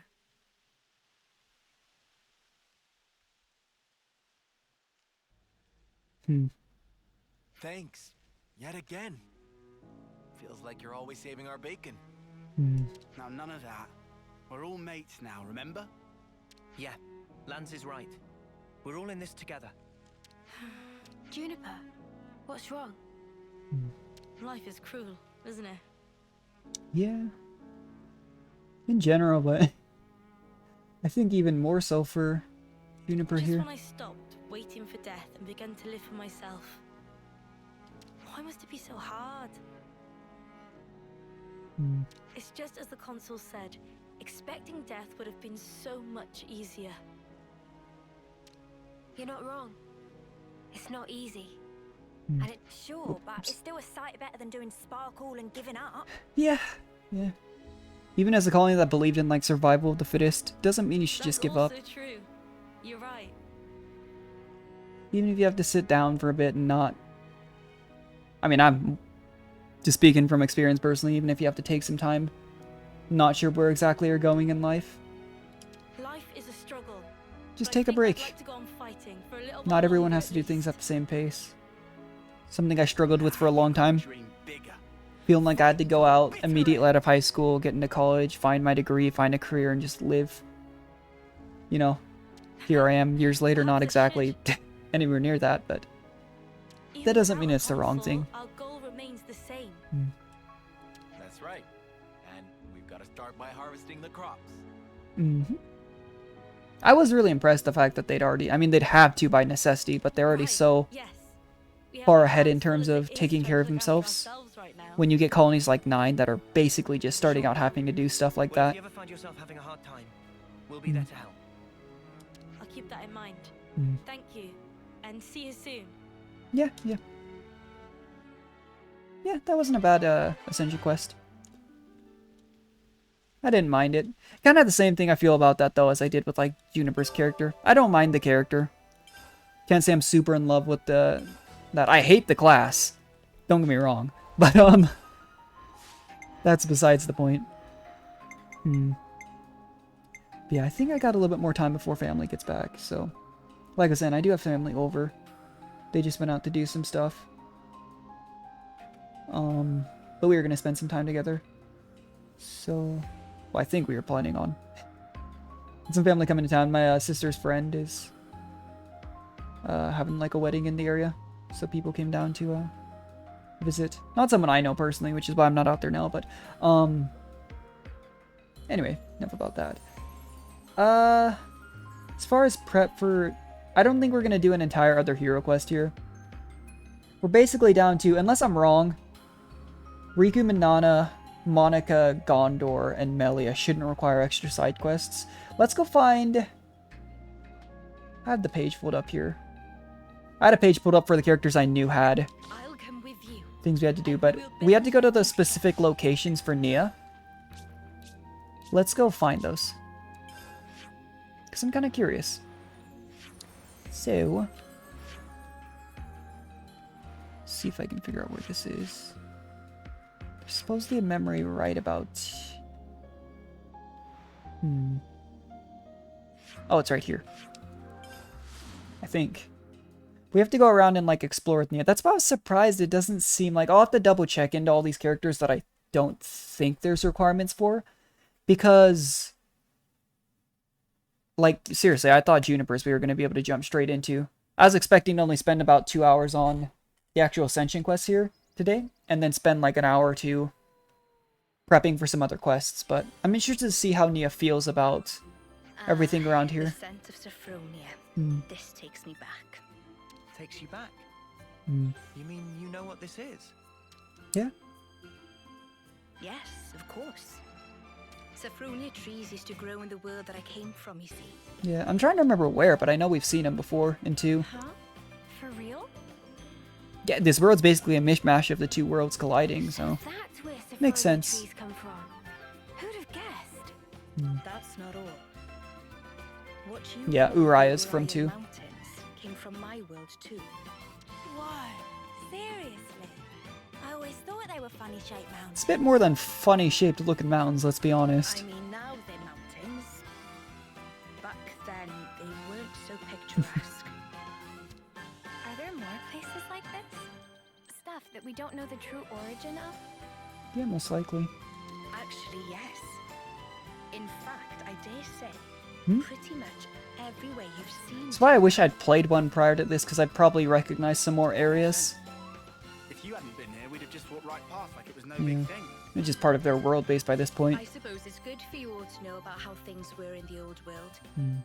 Because this is how it's going back. Perspective, why not have a look back at the path you already traced? Looking back at where we came from. That could be a really valuable experience. Yes. Please give it some thought. Yeah. The path that you're on now will lead you to the future that you've dreamed of. I do like Nia, though. Nia's memories 1 out of 4. Yeah, there are 4.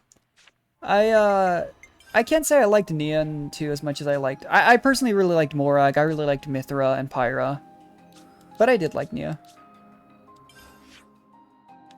There's supposed to be one here, yeah. This goes back to showing, though, without, like, any ability to look towards these things, it would take me so long to find all of these. It really would. Even if, like, they're marked clearly by question marks, just having Nia in the party and then finding every new question mark would take a long time. It's one of the downsides / benefits to playing a game early. Is, like, here we've been finding some slightly wrong stuff as far as, like, requirements to Ascension quests and stuff, but imagine if we didn't have even that. Would have made this playthrough take even longer if I had to go, you know, find everything by myself. I don't mind doing that in games, but it does take a very long time, and I don't know how well that translates over to streaming. Because I just feel a little bit awkward just wandering around doing random stuff on stream sometimes if I have no idea where I'm going.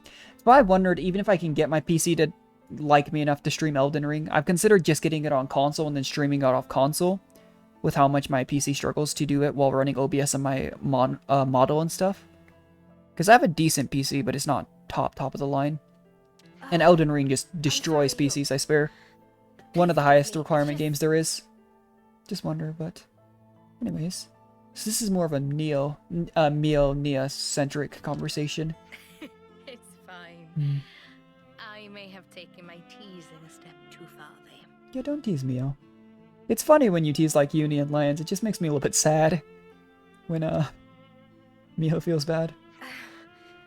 I hope what I'm about to say doesn't come out the wrong way, but... Yes? If she had short hair too, I think it'd really accentuate how similar these two look. It's just... to be honest. You're our queen. We believed you were the one that gave us all life. And that we'd return to you in the end. You were like this awesome being high above. None of us could even dream of talking to you. Yeah. Then they found out it was a robot puppet made by Mobius. And now you're just traveling along with us and chatting like it's an everyday thing. Gotta be very jarring for them. It's just really bizarre to me somehow. I think I mentioned before how crazy it was that, like, this exact conversation, actually, funnily enough. Could it be that it just Pretty sure I've hasn't mentioned sunk that, in but yet? not sure. Yeah, sometimes it just takes a second to process. I see. But now Nia feels bad. I feel bad for her, because Nia's obviously suffered a lot. Well, it's the All same things for me. considered. What? I'm sure I've told you this before, but please indulge me. While I was asleep in the Cloud Keep, I was getting information about what Yeah, was happening. same with in the Melia. world. That's why they're aware. So I knew long before that you were not M, but an independent okay. being called Mio. That's actually really important, too. Explains why she wasn't quite hostile towards Mio at the start. Well, she wasn't really hostile, I feel, towards M either, but explains the It was behavior. nothing more than information. I wanted to truly know you more than anyone else. Oh, okay. So is there some connection between the two? Couldn't make contact. I felt so close to you, but you were still this distant, far-off thing. Huh. It was so frustrating. That explains why Nia's so happy, I think, to be traveling around them, just doing her own thing. Right now, you're so close, I can reach out and touch you, speak with you even. I never thought the day would come.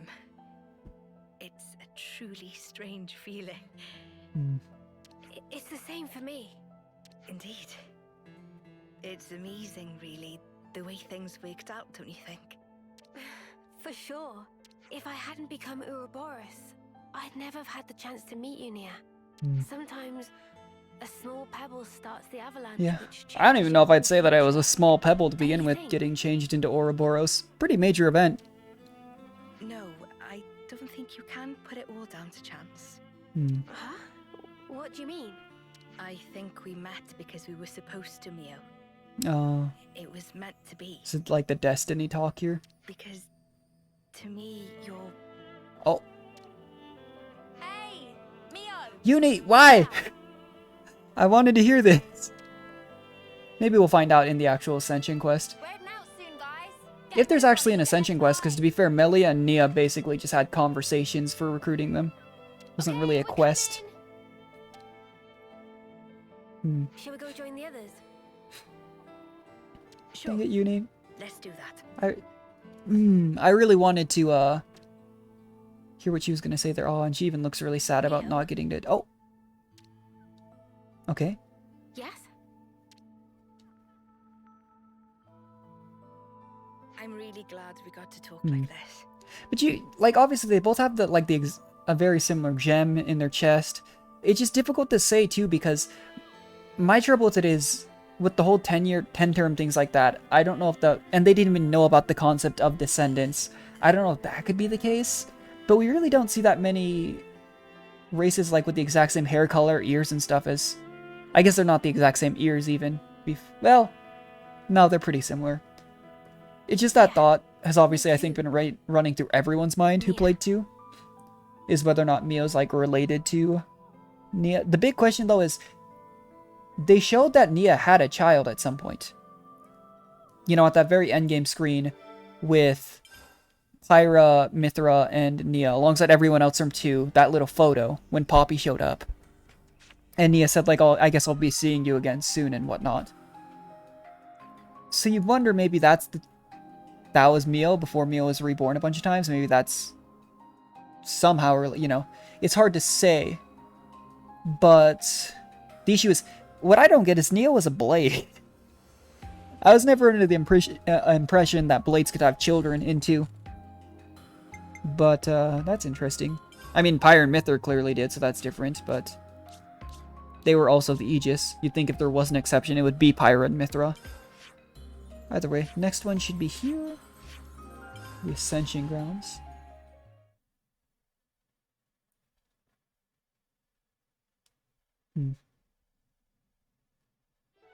Haven't been here for a while. Yeah, I'd at least like to go through these 4 things in the discussion at the canteen before ending the stream.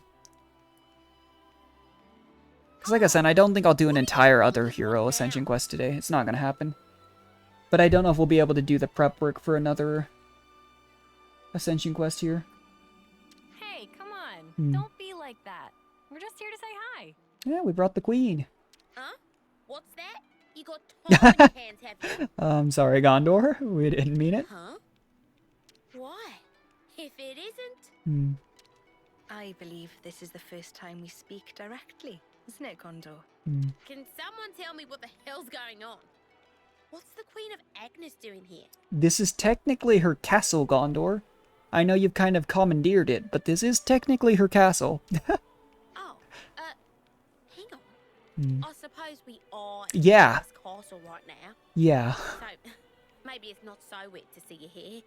But what I don't get is, why does the Queen of Agnes seem to know about me? She seems to know about everyone. That's... Well, it's a long story. The Vandham name, and those that bear it, have a deep meaning. Yep. I never recalled the original Vandham from 2. I don't know if there was one in 1 as well, or other games. But it seems like it would be a very much recurring theme. But maybe it was just 2 so that they could have the Vandham family line in here. I don't know. But, You mean just interesting. Yeah.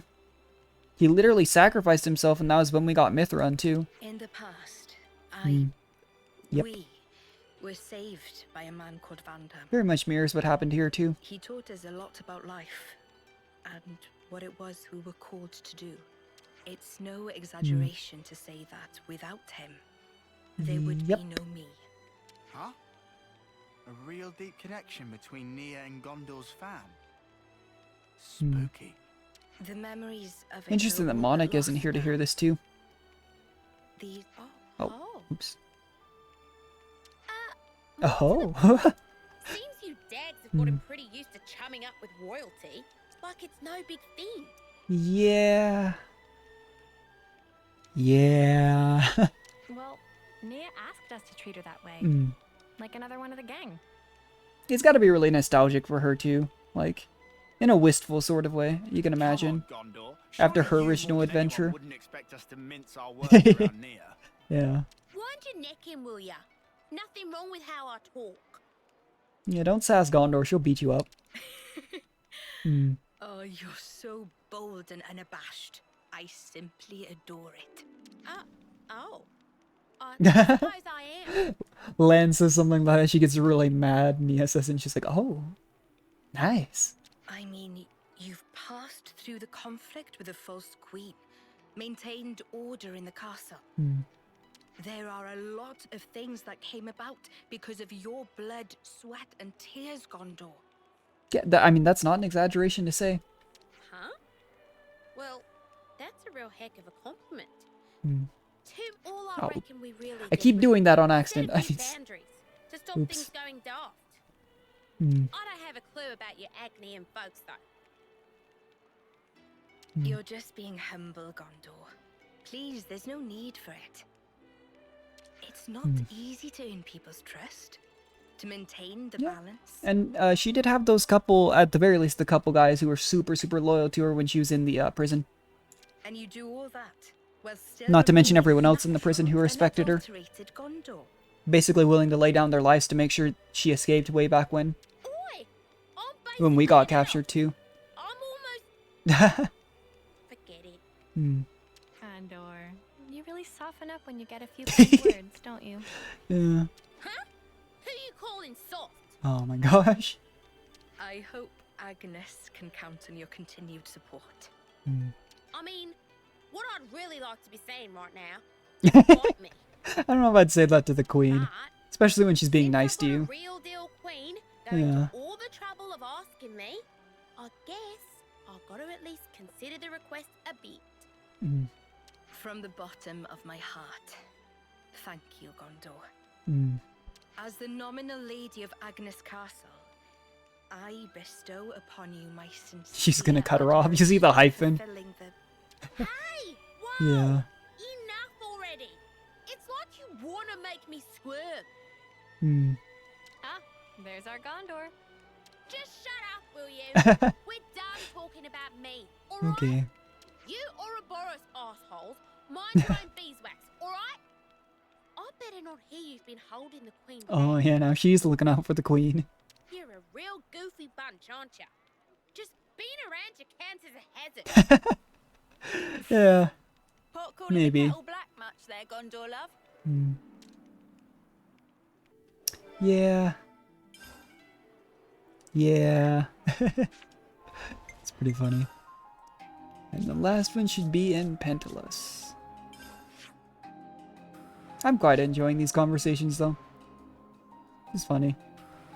I think it's this one. Power camp. Makes sense. This is where they exchange flutes, isn't it?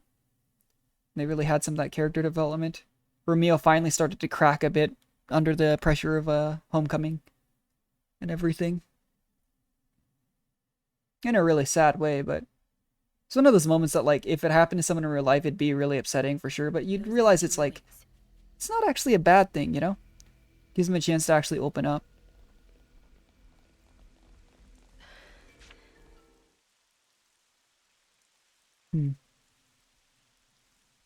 Yeah, this reminds me a lot of the, like, once you fell beneath the cloud sea into... I don't know if that's what it's supposed to be, but it kind of does. Everything all right? This place you call Mactha Wildwood. Hmm. Do you know anything about all the ruins and things scattered around here? Not really. No, to tell the truth. Yeah. I never paid them any mind, I guess.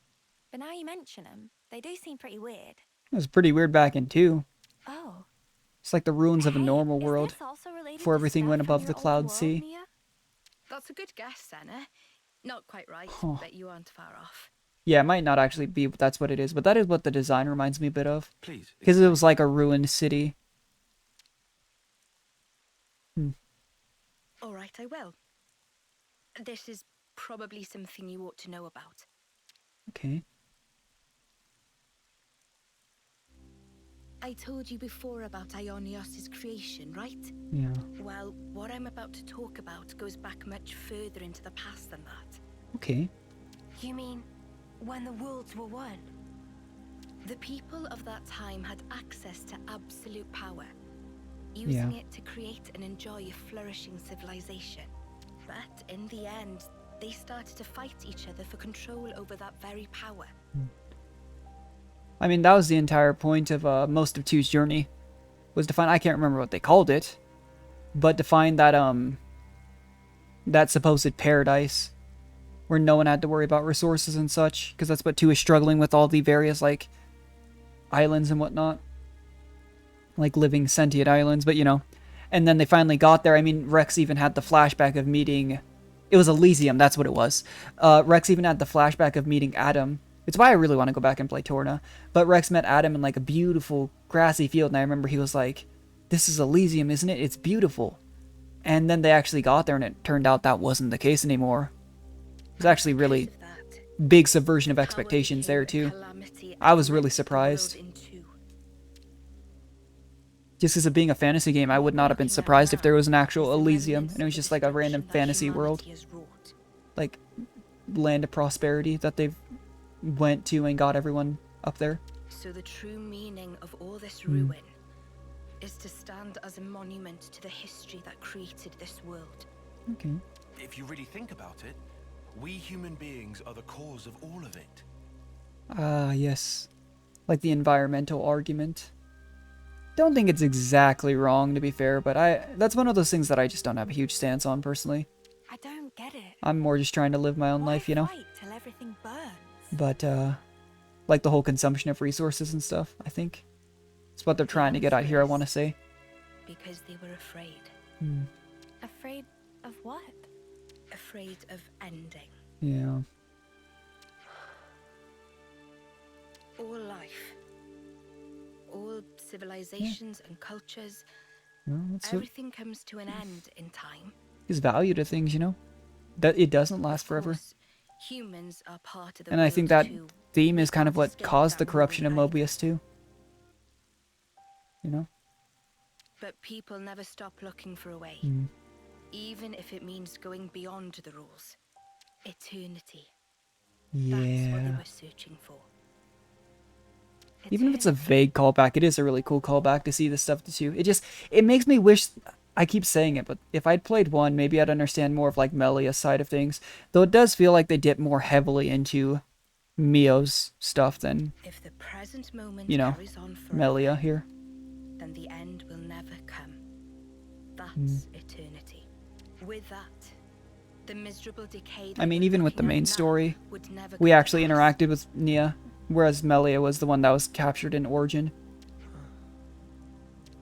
I think you probably all know the rest of the story already.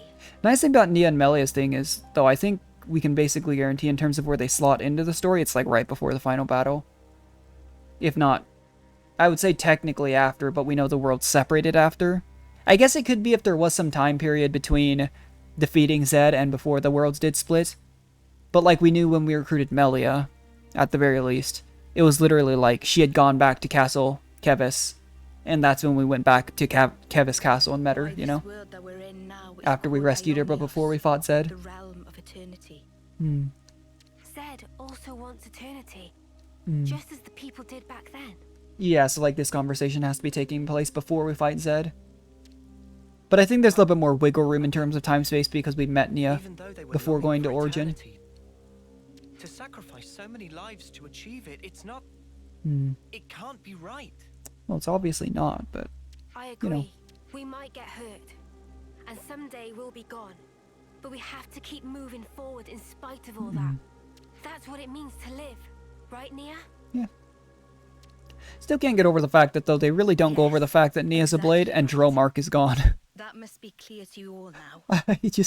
I've mentioned it so many times, but that's like the one person from 2 that I was like, if someone's there, it's probably her tiger that was like linked to her. You should hold on to that vision of life.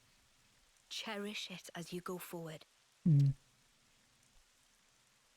Keep that in your heart so that you never repeat the mistakes of the past. Yeah. That's sound advice.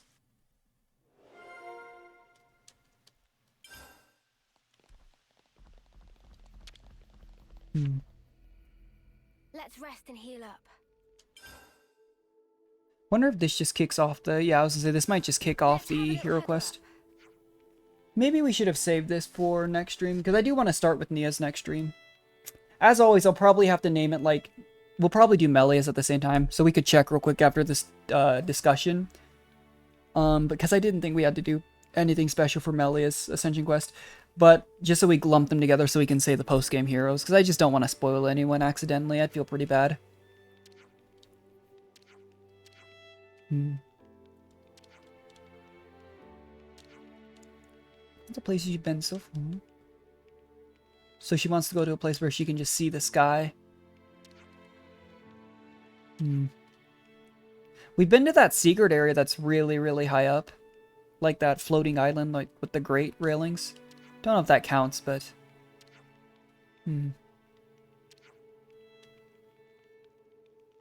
Yeah. Well, that's the first thing that pops into your head is why sometimes people surprise you with questions. That's usually your truest answer. You don't have time to think up something else. Unless you need to contemplate. Long to go back there, sort of nostalgia. I mean, they were literally in the Cloud Sea. You know, they were above the clouds in 2. So, that makes sense. Oh, really? You're good with that? I mean, you can look up. Don't think it's that hard.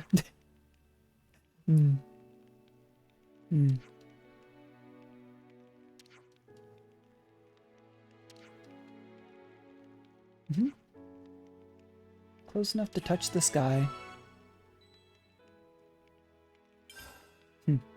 I do wonder, though, if this will be like a pretty lengthy Ascension quest.